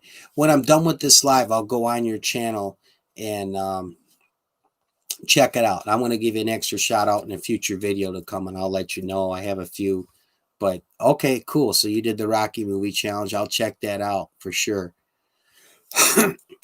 You know what? Let me do this before I get next topic. I'm going to go on a roll call for my trivia winners shout out video. I'm going to do an honorable mention. So I'm going to get the people that are in here that are not on the list here for winning in the trivia and put you an honorable mention. Who we have. You know what? If you're in here and you didn't win on a trivia question, I have 1, 2, 3, 4, 5. Give me 2 thumbs up emojis to be in the honorable mention. If I don't have you in here already, now I'll put you in that trivia winner shout out videos honorable mention for staying with me so long here tonight. Who do we have here? If you want to be in the trivia winner shout out video and you didn't get a trivia question, give me 2 thumbs up emojis and I'll put you in there for honorable mention if you like. Oh, Noel. That's who. Noel, if you want to be in the trivia winners shout out video, honorable mention, let me know. Noel, give me 2 thumbs up if you're still here. PB the Cool, I have you in here. You got a trivia question. You want it? Life of NYA. I'm going to put you in honorable mention right now. Okay. Honorable mention roll calls what I'm doing. So if you didn't get a trivia question tonight, you're going to get in the video here under the honorable mention for sticking and staying with me.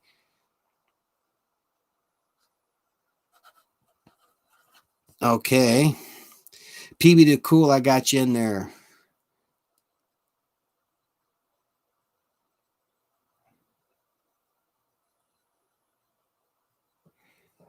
Noel, did you want to be in the trivia winners shout out video? You've been here with me under honorable mention. If you do, just 2 thumbs up. So I'm going to do the honorable mention roll call. If you didn't get a trivia question, I'm going to put you in here honorable mention. Just give me 2 thumbs up emojis.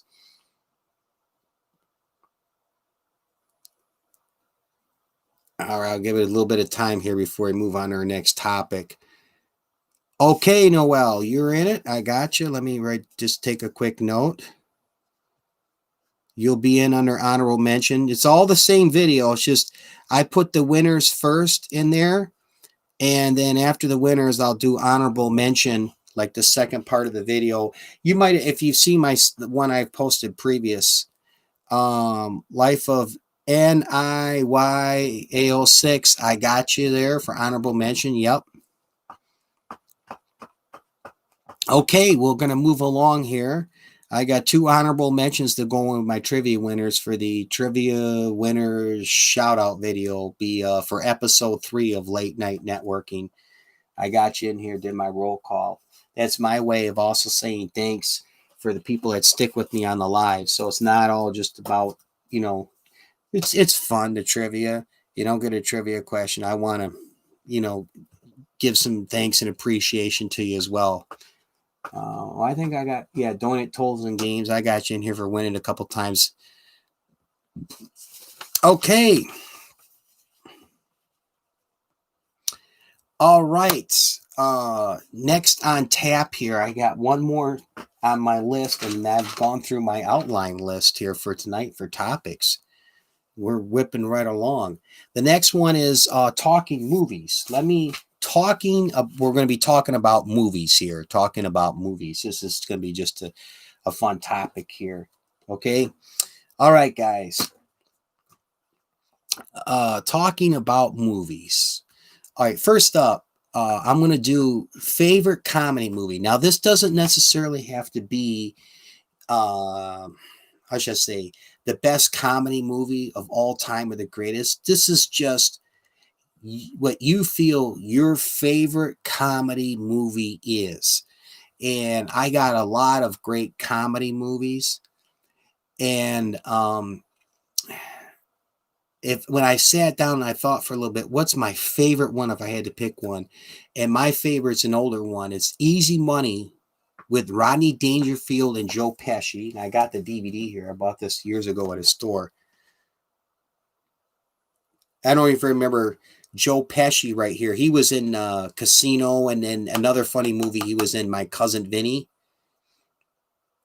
But anyway, this movie, Rodney Dangerfield, he has to give up smoking and drinking and lose weight, and he can't gamble for, I think, like 6 or 8 months in order to get this inheritance. Otherwise, it goes to another family member. And Joe Pesci right here is his friend. And it is just hysterical. I mean, it's just one funny scene after another. But if I had to pick out my favorite comedy, it would definitely be Easy Money. It would definitely be Easy Money. Have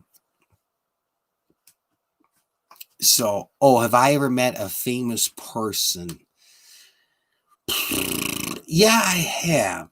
I met a few.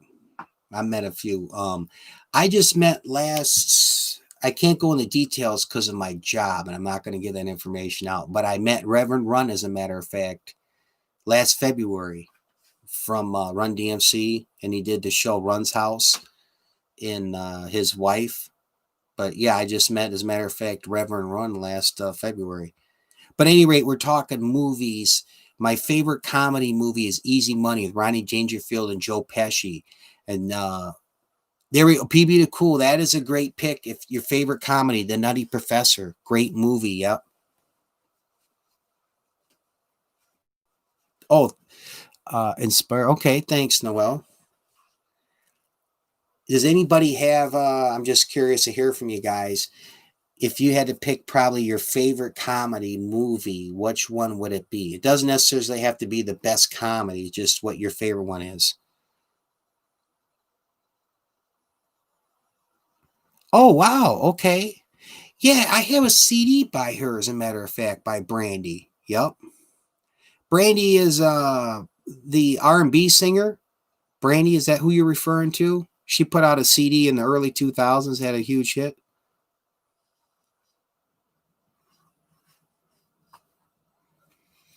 Favorite comedy. I'll move on here. Does anybody, we got one that was The Nutty Professor. Okay. Next up.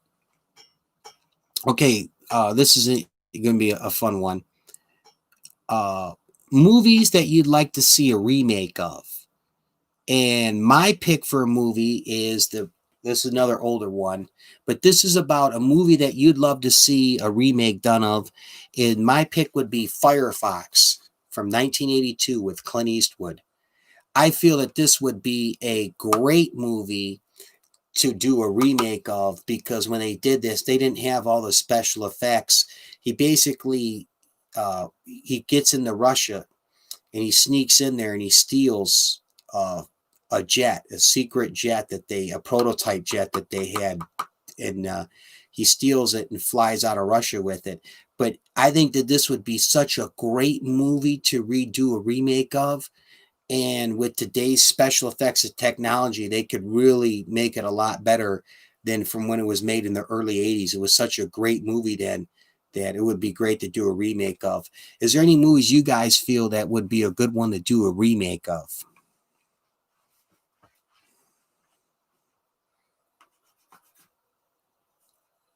Oh, another Star Wars. Okay. I got you. Yeah. That'd be a great pick for a remake, the original Star Wars for sure. I mean, they've done the sequel ones. What was it? The Last Jedi, Return of the Jedi, something like that, and then Revenge of the Sith. But yeah, they do a remake of that. Yep. And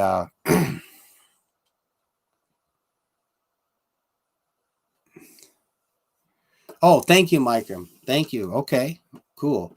But any more suggestions or anything you guys want to say, and I'll move on to the next one. But movies that you think would be great to do a remake of, and then one of them I picked would be Firefox with Clint Eastwood, and then I had one in there, the original Star Wars from Noel would be a good pick.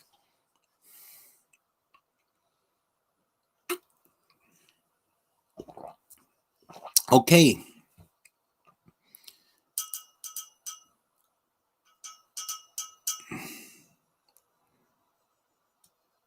Oh, a live version, Princess and the Frog, and they better make money.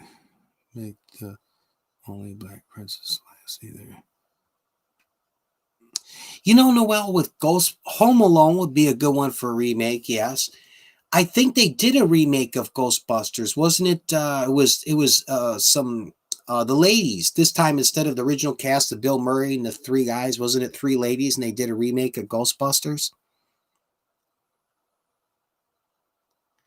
Do I do story times? I've done not a lot. I did do one funny stories worth hearing, and these were true stories that happened in my lifetime. I did a video there, funny stories worth hearing. But that'd be something I might do in a future live, if you know something that comes to mind as far as story time, somewhat similar, like Ange does. Yeah. Okay. Anyway, let's go to the next one up. All right. This one is we're talking movies here right now. Disappointing movie. Now, this would be a movie, not mostly like a major motion picture movie, but a movie that you found to be really, really disappointed, and you could put in why. My pick is another one. I'm a big James Bond fan, and I have all the James Bond movie DVDs. However, this one right here, Quantum of Solace, it came out in 2008, 007 movie, and Daniel Craig is the main actor, the current James Bond. I hugely disappointed. It had like a couple cool scenes in it, and that was it. I mean, I had a hard time understanding the story, the premise of it, and the movie was just highly. Oh, thank you. I'm going to hit you up with a channel drop in a second, but I love a lot of James Bond movies, but this particular one right here, guys, this I was just big time disappointed in it. Quantum of Solace, and I'm a big James Bond fan, so that'd be my pick for one of when it comes to my mind for disappointing movies. Does any movie come to your mind as far as being disappointed, whether it was hyped up to be really, really good, or you seen the previous one and this is a sequel and it just tanked, sucked?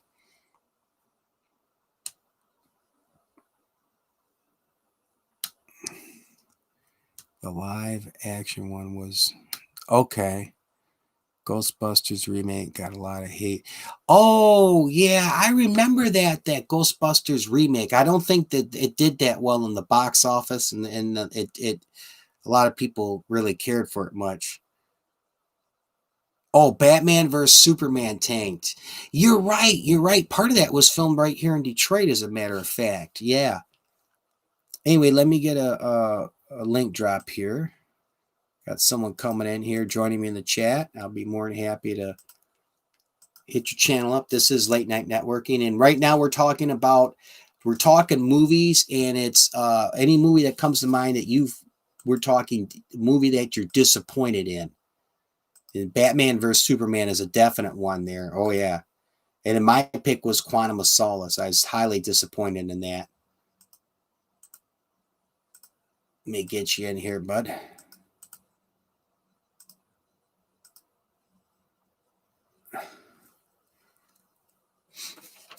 Oh, thanks, Tina.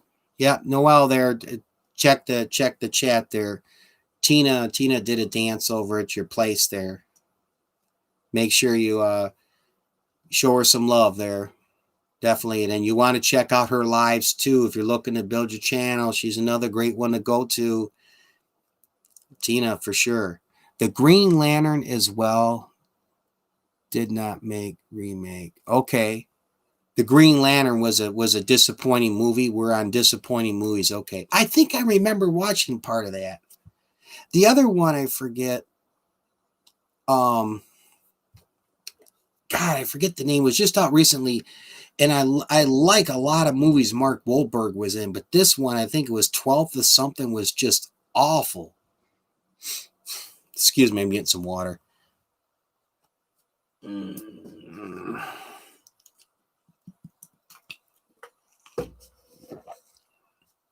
Oh, okay. A little better. Avengers Endgame was so bad. Okay. That was a bad one. I seen the one with Halle Berry as one of the earlier ones. It was that. No, I'm thinking the X-Men. I'm sorry. I haven't seen the Avengers Endgame. I'm thinking of the X-Men series. This is the Avengers. Okay. Wreck-It Ralph Part 1 sucks. Okay. Disappointing movies. This is just a fun topic. I'm curious too to hear from you guys as some that you might find disappointing.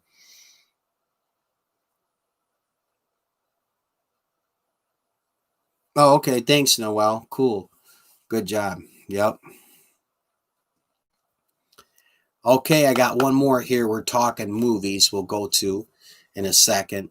Okay, now this one's going to be kind of just a little different twist here. This is underrated movie that you feel others should watch that probably have underrated movie that you like that you feel others should watch. They probably haven't seen it. Basically, an underrated movie that is really good that other people should watch. But I comes to an underrated movie that I like a lot. I feel a lot of people should watch this who haven't seen it. Some of you may have seen it. My pick is Rounders. Matt Damon and Edward Norton. That's it. Matt Damon and Edward Norton. He has to go back into playing poker after he lost a lot of his money, and he had to take a job running a delivery truck or something like that. It was and get money for school. And Edward Norton talks him into getting back into gambling and doing poker again. But this was a lot how the underground poker runs around the New York area. Any rate, this was a great underrated movie, Rounders, with Edward Norton and Matt Damon. If you haven't seen it, it's worth watching. I liked it a lot. Not the best movie of all time, but it is a great movie. A lot of people haven't seen it, and it's worth watching. Rounders. Is there an underrated movie that you like that you feel other people should watch or just doesn't get the recognition?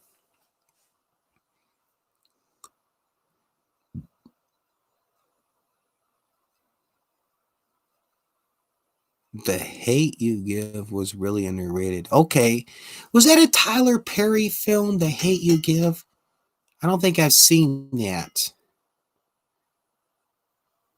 The Hate You Give.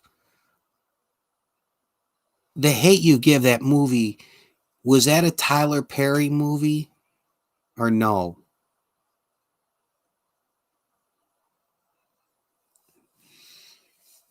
The Hate You Give. I'll have to make a note of that. It's familiar. I don't know if I've seen that.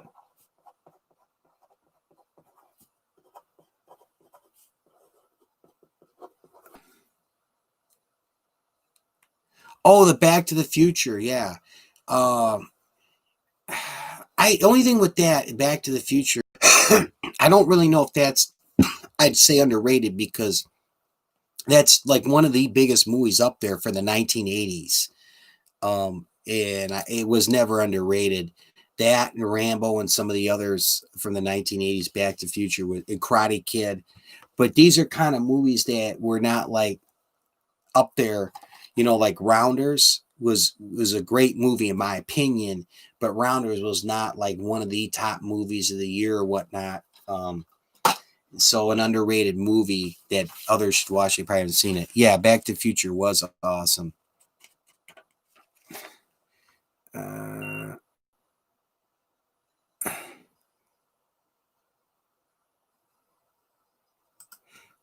Oh, okay. This automated system. I don't know what in the world that beeps from. Or is that something beeping in there because I approved a message? No, The Hate You Give is a movie about racism, police brutality against black people. Huh. I'm not sure where I'm getting that beep from. Okay.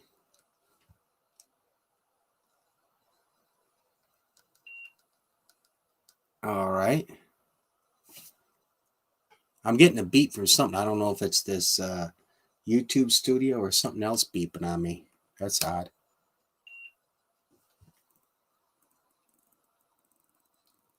What in the world is that beeping noise? My power in? Yeah, my power's in. Huh.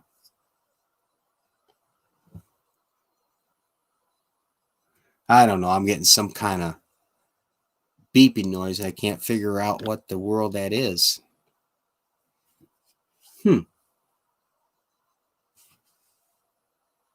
Must be my computer here.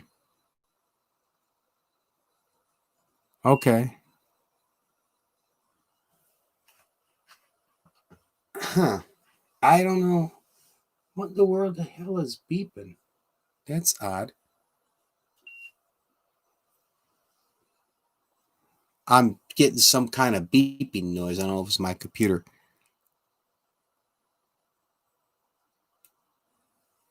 Any rate, underrated movies. That's it for the topics tonight. We'll get into just some general conversation, guys. I got 9 of you here.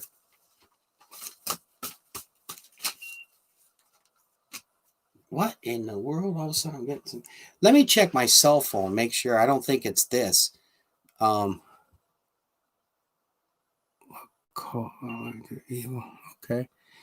I just got to check on something. I'm getting some weird beeping noise here. So bear with me, guys. Talk to each other in the chat. Give me just a second. I don't know if it's at my cell phone or it's something with my computer.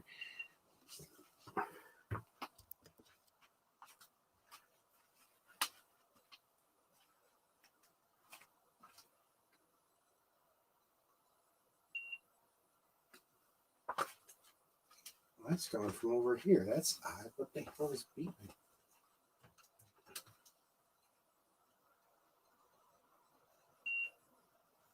Oh, that's my computer.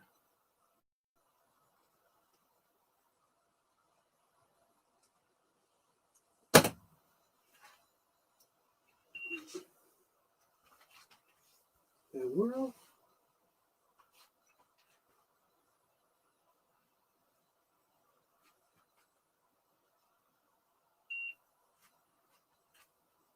Sounds like my computer.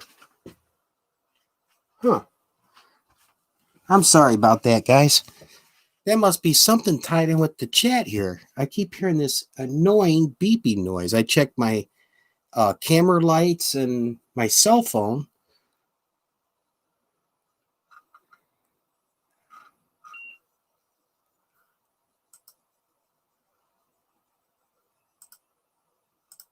Huh. That's an odd one. I don't know. Something's going on. I'm getting some beeping noise. I don't know if it's something from the chat. That's a weird one.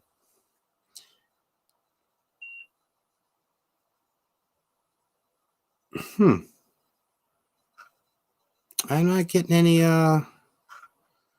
messages from the chat. I don't know. Well, we'll keep going with this chat video. I have no idea what keeps beeping around here. Oh, you know what? That's what that is. That's my speaker. Hold on. Where did I put that damn thing?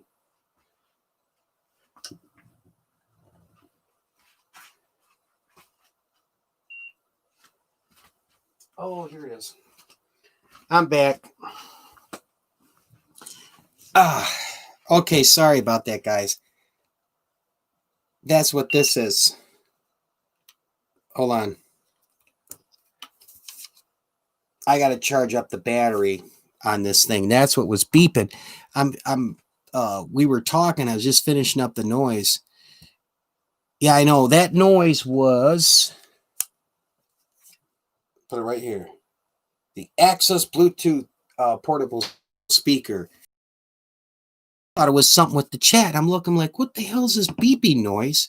Then I know sometimes I get those Amber Alerts or other things that'll come on my cell phone. It'll do an annoying noise. So I check the battery on my camera.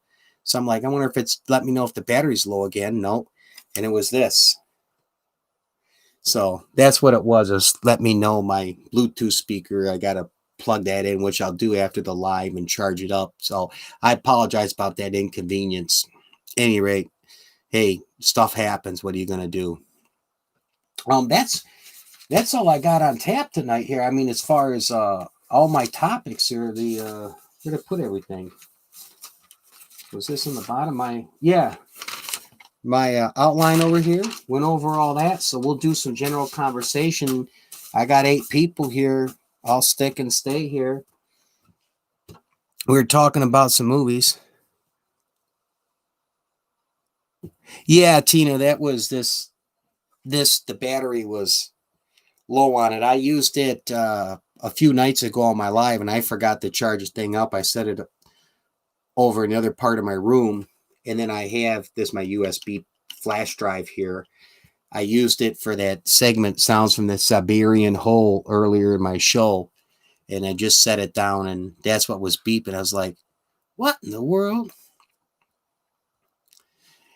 I did a video on this, but I couldn't play the music because it's YouTube copyright stuff, and it's a great speaker for the money. I mean, if you want something that's a lot of bass, really, really, really loud, then yeah, you might want to get a different type of access speaker. But this thing, I got a video on it, and I got a link for Amazon and eBay. This Access Bluetooth portable speaker. It sells on Amazon and eBay for like 25 to 30 bucks. And it plugs off the same micro USB thing for most of your cell phones right here. Right there, it has I'll hold this steady for a second, a port for it. But if you're looking for a great like portable speaker, man, this thing is the cat's behind, especially for the price. It'll do Bluetooth from like a MP3 player, iPod, cell phone. Another thing I do is I like to burn a lot of my music and stuff, put it on a flash drive, and you could plug it right in here and play it. It's got a FM radio built in it, this portable speaker, but it not bad at all for 25 bucks. What is my favorite, excuse me, conspiracy theory? I'll tell you that. Let me show you something.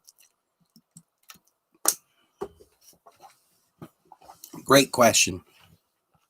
I'm going to answer that, but I got a book right here.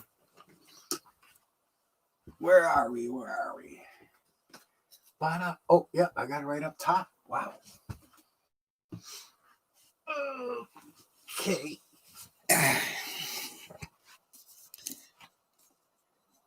I'll put it so you can see this clearly.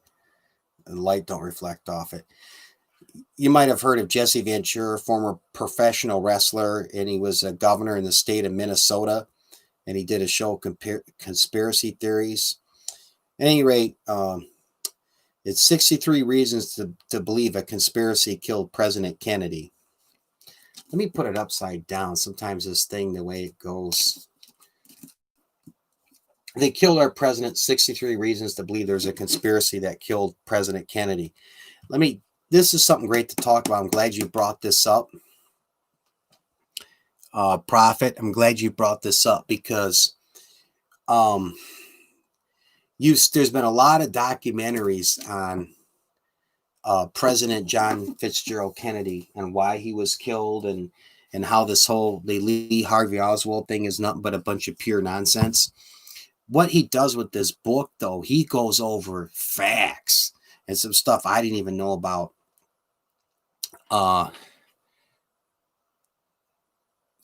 She's my favorite actress. Okay. Any rate, with this book, 63 Reasons They Believe That Conspiracy is What Killed JFK, meaning it wasn't Lee Harvey Oswald. Some interesting facts in here. When President Kennedy was in, before he went to Dallas, Texas, I think it was Tampa and then Chicago, the standard protocol, when he was in that limousine with the open top, the Secret Service agents were to stand on the back of it for a few different reasons. One was if somebody were to just come out of a crowd running and rush up and the cops couldn't get to them right away, they'd always have two Secret Service agents there, one to protect and shield the First Lady or the President, but as well, one would go on the offensive and the attack if someone came rushing up the limo. When that limo left the airport and it was in President Kennedy got in it, one of the Secret Service agents jumped on the back of the limo and another one went like, get off. And then the guy raised his shoulders like, hey, this is standard protocol. What's wrong here? And they didn't follow that. Now you got to question why. I'll get to that in a second, Mike, in 1 second. What was I going to say? The other one. Just a few things on why it wasn't Lee Harvey Oswald killing Kennedy. Oh, thank you, Tina. When he was in Tampa and Chicago, okay, before Dallas, the standard protocol that the Secret Service did, even in those times, they would go through the area that the president would be traveling, and they made it mandatory for all buildings to close up their windows. So when they had alternative routes in case something unexpected happened, like an explosion or a truck flipped over, they would go through that area, the Secret Service, ahead of time with other law enforcement, and they would make it mandatory for all those buildings to have those windows closed, and they would spot agents checking these different buildings. Never checked the book depository building or these other ones. Makes you say, why? They did it in Tampa, they did it in Chicago. Now it's not being done in Dallas? Please. And then they took the window from the car JFK was in, and it was sent to the Ford Motor Company glass house, I believe it is, the headquarters or the glass house up here in Detroit, Michigan. And a couple witnesses saw a bullet hole through that front window, and they destroyed it. Now, why would you have a president who's just been shot and assassinated? Wouldn't you keep that car for evidence? Why is a window even being taken out and sent to a damn Ford factory? It's a cover-up. Because they don't want people to see, because that brings questions up, and it just shot the whole theory of Lee Harvey Oswald when there's a bullet hole through that front window. The shot had to come from that grassy knoll fence area. And they can't stick with that cover up and that story if they get a hold of that glass and window. At any rate, wrapping it up, I'm not going to go too far in this. This book's on Amazon. It's on others. I'm not making a penny. I'm just telling you because this is such a great read. And they answer the question as far as the conspiracy theory. Jesse Ventura's They Killed Our President. 63 Reasons to Believe a Conspiracy Killed John Fitzgerald Kennedy. Is like some of you might already know. Lee Harvey Oswald was shot coming out. He was the person accused of killing Kennedy by Jack Ruby. Did you know they were best friends? Why is Jack Ruby killing his best friend there? Why would the police even let those people get so close in that garage? They couldn't afford to have Lee Harvey Oswald talk and take the stand. So anyway, I'll get into let me catch up on the chat here, guys. So that's as far as conspiracy theories. Oh, donut toying games. It's bedtime for me. Okay, thanks for coming. Don't you hate it when people say who's the better president, like laughing off at all of them are bad? I'm gonna shut up because people Die talking about stuff thing. Okay, I'm not going to go too far into politics. This wasn't so much as far as Kennedy being a good president or bad president. I spoke on the conspiracy theory of him being assassinated, and as far as it being a conspiracy and mentioning the book. um, yeah, there's Micrum. There's good and bad with a number of different presidents. Yes. Let me see what else I got going on the chat here. Could be getting into politics. Now, PB the Cool, if I'm not understanding, you're not in America, right? You're over in England, right? Is that a yes or no? You're in England, not in America?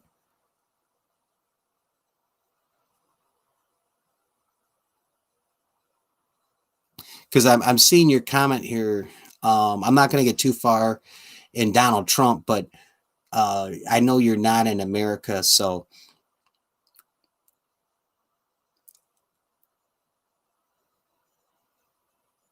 uh, I'm gonna hold off. We're not gonna. I'm gonna put a the kibosh in this. I'm not gonna get into politics. I can say this is the problem is the politics gets very controversial and they can get opinionated. All right. So I come on YouTube to get away with that. And I just want to clarify what I spoke about was a conspiracy theory and why I believe that the assassination of Kennedy was a conspiracy theory. I'm not going to get into whether I like or dislike President Trump, whether I like or dislike President Obama, and all that. So yes, I'm not in America, but I know. Okay. Oh, okay. So you're really well informed, but you're not in America, PB the Cool. Okay. Oh, exactly. All right. Well, I would respond to that comment, but like I say, I'm going to hold off on the politics. As far as Trump being good or bad, and some of the other presidents. So uh, I'm just curious. So that's your opinion from England, okay? Any rate, I'm going to end it as far as not the live, but I'm going to hold off on. We'll we're going to remove any comments as far as a president. If you want to talk about or comment about the conspiracy theory with Kennedy, go on ahead. But yeah, I come on here, and that's my reasoning as far as the politics. Yes, I'm not American, but exactly. Uh, I don't quite agree with that. But I'm gonna leave that topic. I'll leave it alone. Like I say, the politics. Was it? Oh, religion. That's another one that really can get a heated debate because that comes down to opinion. What a Jehovah's Witness versus what a Catholic, a Baptist, or someone who's a Jew in Judaism. It's different, and that's a topic I avoid.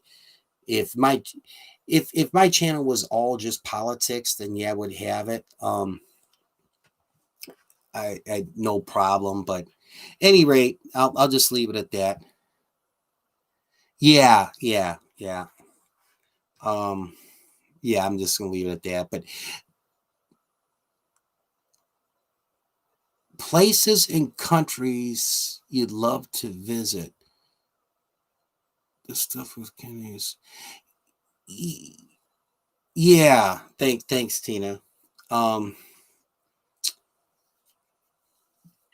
any rate, what was I gonna say? Places and country I like to visit.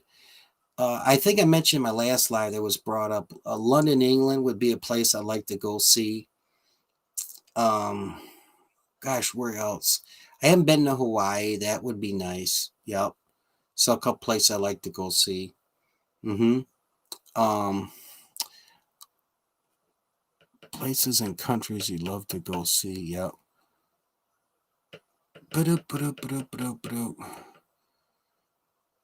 Favorite animals. I'm right with you, Micrum. I brought up my favorite dog breed was the Saint Bernard. Also, like my family has a golden retriever. I like golden retrievers. They're real nice. Labs are. I'm not a big cat person. I don't hate cats, but I've never been big where I like cats.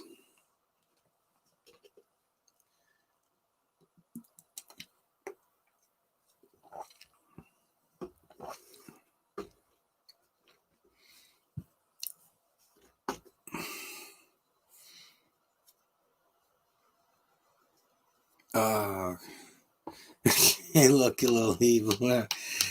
Uh, my thing with cats is they crawl under the furniture, around the house, and have the litter box shing ding deal. I mean, yeah, there's different pros and cons of pets. I'm not the biggest fan of having a cat. I don't really care for them. Now, if I've known people that have had cats, I don't hate them in that way, but I never would buy a cat and have one for a pet. No, I like dogs. And then Saint Bernard, the Golden Retriever, the Labrador are breeds of dogs that I really like.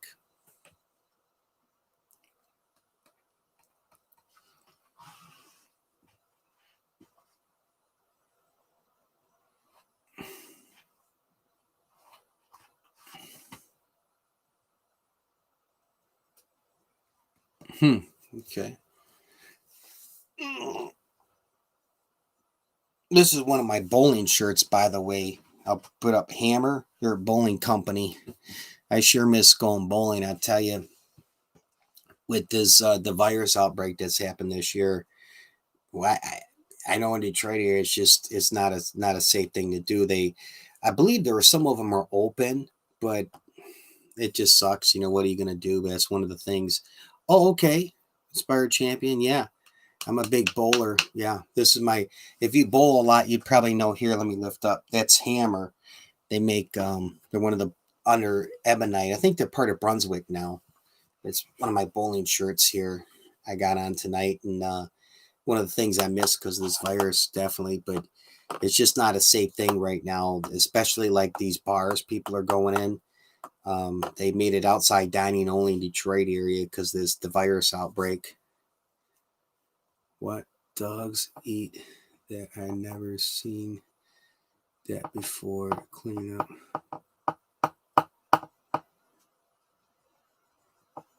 Kids give you love. Yeah, I'm not a big cat person. The one that really gets me now, I keep in mind, it's just me. You know, it's fine. Some might not agree with me. Is the people that have these pet snakes? I just don't get that of having some boa constrictor or having a snake as a pet. It's just nah.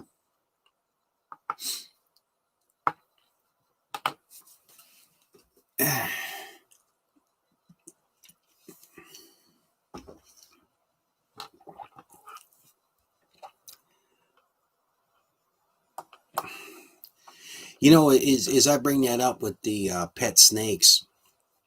I don't know what you guys know about this, but anyway, I'll talk about it here real quick. This is interesting. There's a problem in Florida, in the state of Florida, with the bear. If I'm saying this correctly, I said Burmese. It's a python. I think it's called the Burmese python, a Burmese python. Anyway, it's this type of python. A lot of people had it as a pet, and years ago they had this python in Florida. Um, Guys, it's Burmese. I'm trying to pronounce it correctly. You can Google it. Any rate, this python, Burmese or something like that, it's pronounced. I'm not saying it quite correctly, but any rate, this python, a lot of people had as pets back in the 70s, and in the 80s, it really picked up in 90s. And when some of these storms came through, as well as when these pythons would grow so damn long, Burmese, I think is Burmese python. So anyway, people would release these in the wild around the Everglades and southern Florida, these pythons, and it was not their natural habitat. And they've been fighting with the alligators down there. And sometimes they kill the alligators and get them, and sometimes the alligators get these pythons. and it's really messing up the ecosystem. And Florida's offering, the state of Florida, I think it's like $100 to kill this python. So, any rate, they got a major problem because all these pythons are all over the place down in Florida, and they can't kill enough of them fast enough. And when a lot of these people had them as illegal pets, as well as when some of these pythons where they'd find, they used to turn them into these animal shelter places, and when they've been hit by these storms and stuff got through, it was all over the place in Florida. But they got this major problem now with these pythons that are not domestic to the Florida area, and they're fighting for territory and land with the alligators. Gosh, I'm trying to say that python. It's Burmese python, I think it is, down in Florida. But yeah, there's, you can go on YouTube. There's some of these videos showing how huge and massive these pythons are, and people that have gone out to go kill them. No, they're not. Okay, let me stop. Our friends, pardon my. Oh yeah, the pet snake. Okay. I mean, each is to their own. I've just never been big on wanting pet snakes.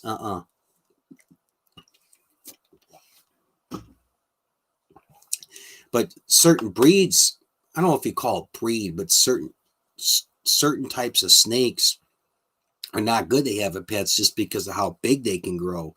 And then what really gets me is some of these people have gotten these poisonous snakes. I've heard of something, I'm not a snake expert, some of them you can get the poison out of there. Like if you, I don't know how they defang them or what they do to take the poison out of a certain type of cobra or a rattlesnake.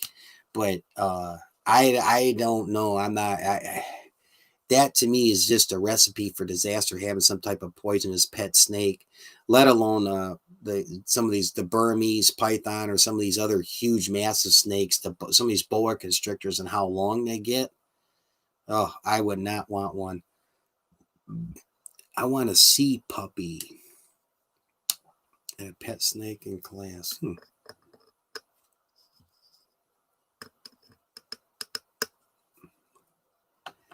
Any thoughts on that? My friend had paid in and had a pet snake. Okay. Oh, yes. Thanks for bringing that up, Prophet. Those anacondas. Holy smokes, man. In Brazil and Peru and some of those other countries, especially in South America, a lot of them around there. Oh my gosh. Just how huge they get. They'll kill they'll swallow a baby easily. An adult they'll squeeze and kill them.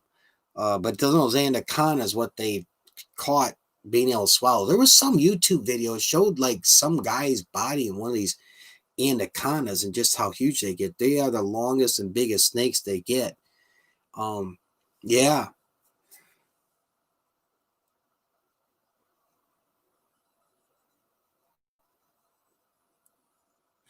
Oh, okay. Thanks, Prophet. So the people in India that do the with the flute, it's not like that's a poisonous spitting cobra that can spit out its venom or bite. They remove the fangs when they do the when they do the thing where the guy plays the flute and the snakes in the basket, and they'll get that little flute Prophet, and then they'll lift it up, and then the snake comes out. Do I have a pet? No, I don't have a pet. My family has, my parents have a golden retriever, but I don't have a pet. As far as your question. Oh, wait, for real. I thought they were being dangerous. Yeah. So I can understand that now. So they have them defang those cobras in the basket. Yeah, okay. The other animal is really interesting, and it's in and I saw one of them. They're in a few islands near Indonesia, and I saw one of these in the Chicago Sheds Aquarium, the Komodo dragon. It makes the cobra dance. I'm not too. I've seen it in the movies and some shows. I don't know all what's behind it, so I don't want to talk out of my butt too much on that. I found it kind of interesting that they call them the snake charmers. Yeah, but moving on, the Komodo dragon. It's I think it's like one of the biggest type of lizard. And this thing's about the size of almost like an alligator, these Komodo dragons. But what makes them so dangerous too, not just how aggressive, but their saliva, it's full of germs and real bad, and they got big teeth, and they've known to kill kids, these Komodo dragons. That one guy who passed away, that outdoor guy, Steve Irwin, I think was his name. His son's alive now. I seen him once on a late night show. He got killed by a stingray, and he went on an island. I think it's on YouTube. And there's three of these islands that are off of, if I remember correctly, Indonesia, where the Komodo dragon is. And this Komodo dragon is no freaking joke. And I was at an aquarium in Chicago, Illinois, and they had okay, I'm right, Steve Irwin. Yeah, it's on YouTube. He goes to this island to see these Komodo dragons, and I saw they had one in the Sheds Aquarium in Chicago, and they couldn't put two together because they're afraid of attacking each other. And I mean, the glass, like normal glass, might be, let's say, this thick. Well, they had like 3 or 4 layers of that stuff going way up to the ceiling and, bolted in with this Komodo dragon. By the time when I walked through, the only part that really sucked was the thing was asleep in the corner. I wanted to get a really close up look at this Komodo dragon.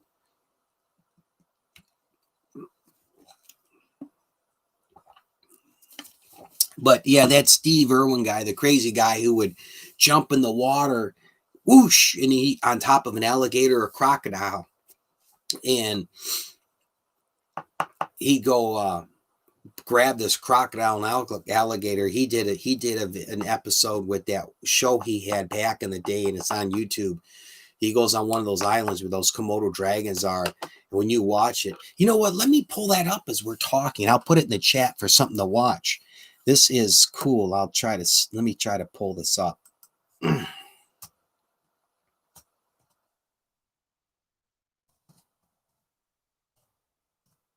Bear with me just a second here.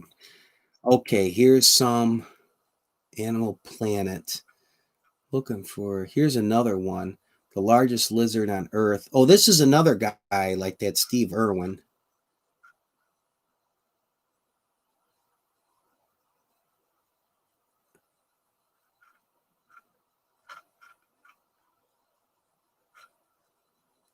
Oh, here it is. The crocodile hunter. That was this thing he went by. Oh, shoot. I'm trying to copy. Okay, here we go, guys. I got it. Let me put it in here.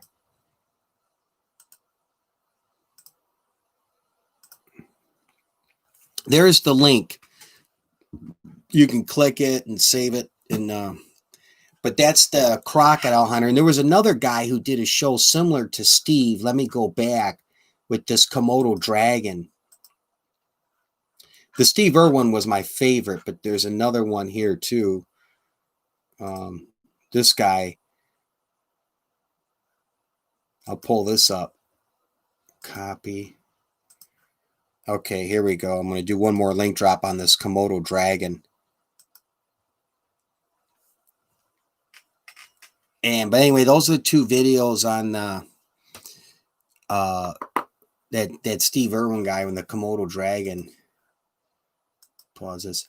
Yeah, he unfortunately, if I remember correctly, he went to was swimming somewhere. It'd probably be in Wikipedia, that Steve Irwin guy, whatever, and then just how you say how people can get overconfident and be complacent. And one of those stingrays As he was swimming, the stingray's underneath him, and he's up here swimming, and it took its big burr, poosh, and that unfortunately the burr went right into his heart, if I remember correctly. And yeah, his show, boy, just some stuff I would never try to attempt there. You know, how he would jump in the water and wrestle some crocodile alligator. But anyway, those two links I put in there about that Komodo dragon, man, they are no joke. They're just a big, about the size almost of a, yeah, they are probably about an alligator or crocodile, those Komodo dragons. But they're, like I say, they're only left on 2 or 3 islands near Indonesia, that Komodo dragon. Yep. It's like another thing, you know, that would be a topic for a future show. But if you watch a video, I'll bring maybe that one of my next lives, talking about islands, something that came on my mind. If any of you've heard of North Sentinel Island, it's in the Indian Ocean, and it's it's near India. Well, sort of. There's another country it's off of. Anyway, North Sentinel Islands, about the size of Manhattan. There's a tribe of people in there, the Sentinelese, if I'm saying it correctly, the Sentinelese, and they speak a language nobody knows, and they've really haven't even discovered fire yet. And they're the ones who killed, if you remember in the news, about, like, I think 2 years ago, a year and a half ago, one of these Christian missionaries came over on that island, and they killed him with a bow and arrow. But these people have been uncontacted for uh, a number of, for hundreds and hundreds of years, and they're like one of the few last tries. But why they've had a couple contacts where scientists from Italy and then the anthropologist, if I'm saying the word correctly, have come there and they've tried to communicate with them, but they stayed off their island because their immune systems aren't even close to what we are. A common cold would just kill them and wipe them out. But I don't want to get too far into that topic. If you go on YouTube or you Google North Sentinel Island, yeah, they've been one of the few, like, untouched, uncommunicated tribes left in the world. North Sentinel Island, and it's real interesting. Oh, did you watch some of that, the videos there with that Komodo dragon? Yeah, it is the world's biggest lizard. Yeah, they're no joke there. That Steve Irwin guy, he does some crazy stuff around him, but he kind of keeps the brush, what is that, a tree brush? Not brush, branch. I'm sorry. He takes a tree branch, he puts that thing out to keep a safe distance from that Komodo dragon. Yeah, yeah, it's crazy, that Komodo dragon. And like I say, I saw one at the excuse me, just itching my hair, at that aquarium in Chicago, and the thing wasn't moving much at all. They're no joke, those Komodo dragons, on that topic. Yeah, but they had it there, and then they had a shark there, but it's not the great white. There's something about the great white shark. They can't keep them in captivity because the way they breathe or whatever, they would die so quick.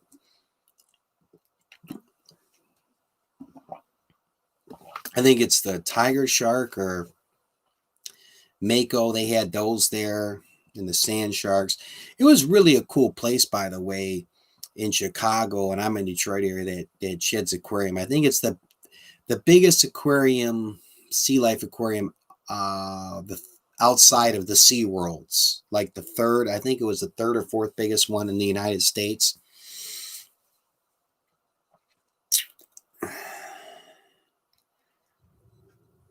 Yeah, it is. It is for sure. The Komodo dragon.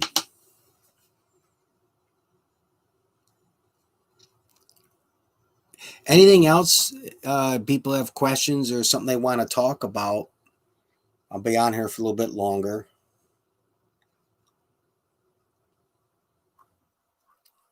I got 8 people here on the chat.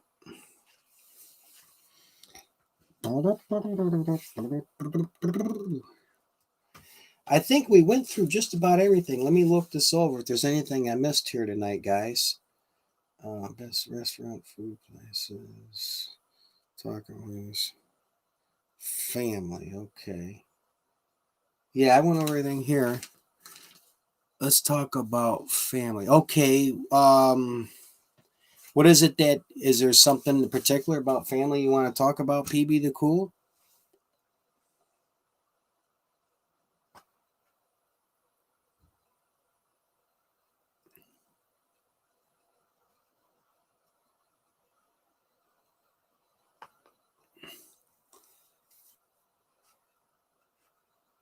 Dude, yeah, he is. Yeah, he is kind of crazy. That's for sure. Yep. I think that's what I went over everything here. I'll wrap this up here shortly, guys, in just a little bit.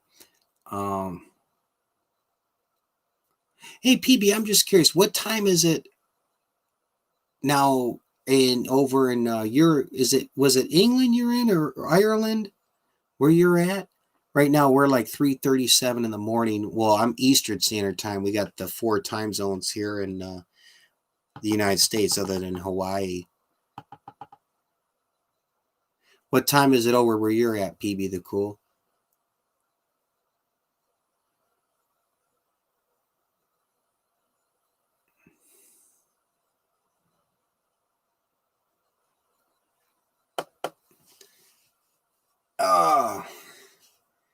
Any rate, that's about it. We'll wrap it up here in just a little bit. Let me go over this, just see. Let me do a few check here, see if I got everybody for channel drops here. Anyone else? I think I got pretty much all who's left in here talking. And then I'm going to hop off here about 4 minutes. I'll do a few more channel drops here for you guys, and you check out each other's channel before we wrap up the show here. Oops. Oh, no, that's not. I'm sorry. I got the wrong.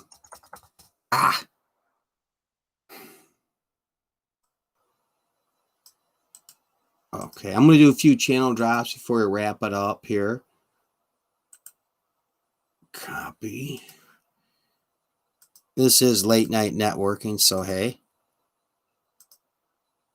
Put it in here. Boom. Okay. Let me get this one in here. I'm going to do some channel drops. So if you guys haven't connected with each other, I'll have it right in here for you. Oh, here we go. 1 second.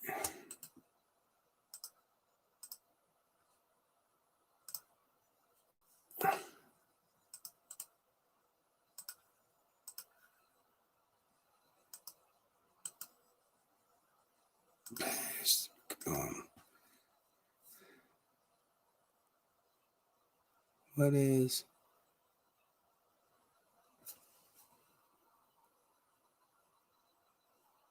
Oh, yeah, I can't have that in there.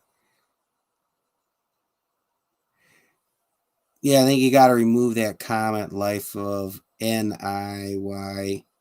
If you can just click the remove thing there. It's nothing that I care much about. It don't bother me much, but the comment, it gets YouTube. Okay, thanks. Yeah,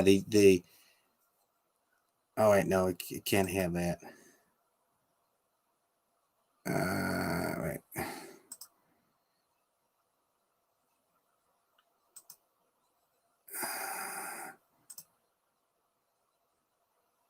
Okay, I had to delete that message. The dead, you know what? The YouTube can get real funny on that with the chat there.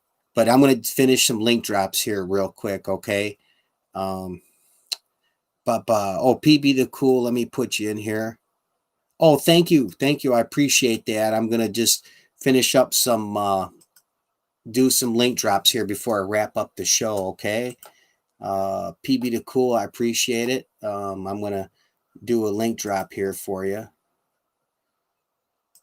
You guys can connect with each other. I think most of you are connected with each other. Yeah, no problem. It's just the YouTube community guidelines. They get real funny. Now, if you do A_S,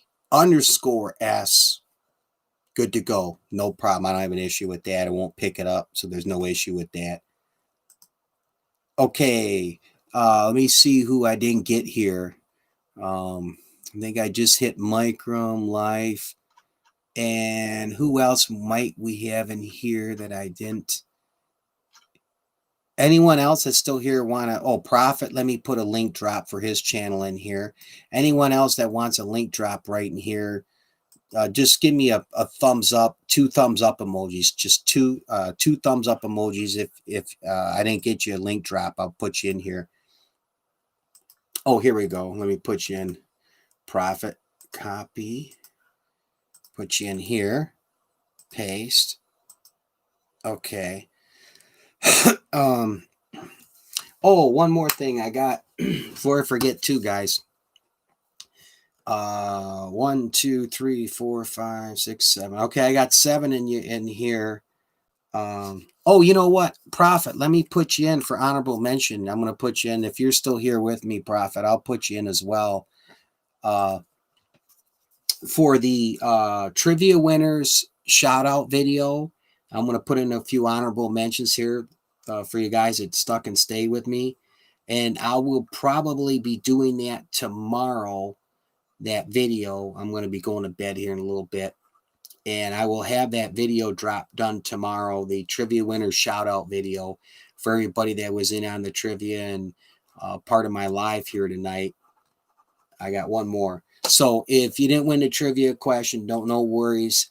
Like I say, I got you in. It's a little scratchy with right here. I don't know if you can quite read it, but I got you in here, and I will have dropped that tomorrow. Help get you guys some exposure. I will put that in there. The trivia winners, the shout out video. So I will do that video. Like I say, tomorrow I'll have that dropped, that video for all you guys. I'll have that, the shout out trivia winners video. I'll have that done. Anyway, I don't want to, we pretty much had a great show here tonight. You're kind of sad, laugh out loud at Micro. Okay. All right. Well, I'm going to wrap up the show here. I have 4 left. I want to thank everybody for coming on to my live late night networking. What date I'm looking around. I think it's July 22nd or 23rd will be my next midnight that I'll be available. I'll be doing my next big live show, and I'll be hitting some of you guys up on your channels, definitely, and I'll have this video out. So I'm going to wrap this up. With that being said, I got 3 left, and we're going to end this. As I like to say, stay safe and enjoy life. Thank you, everybody.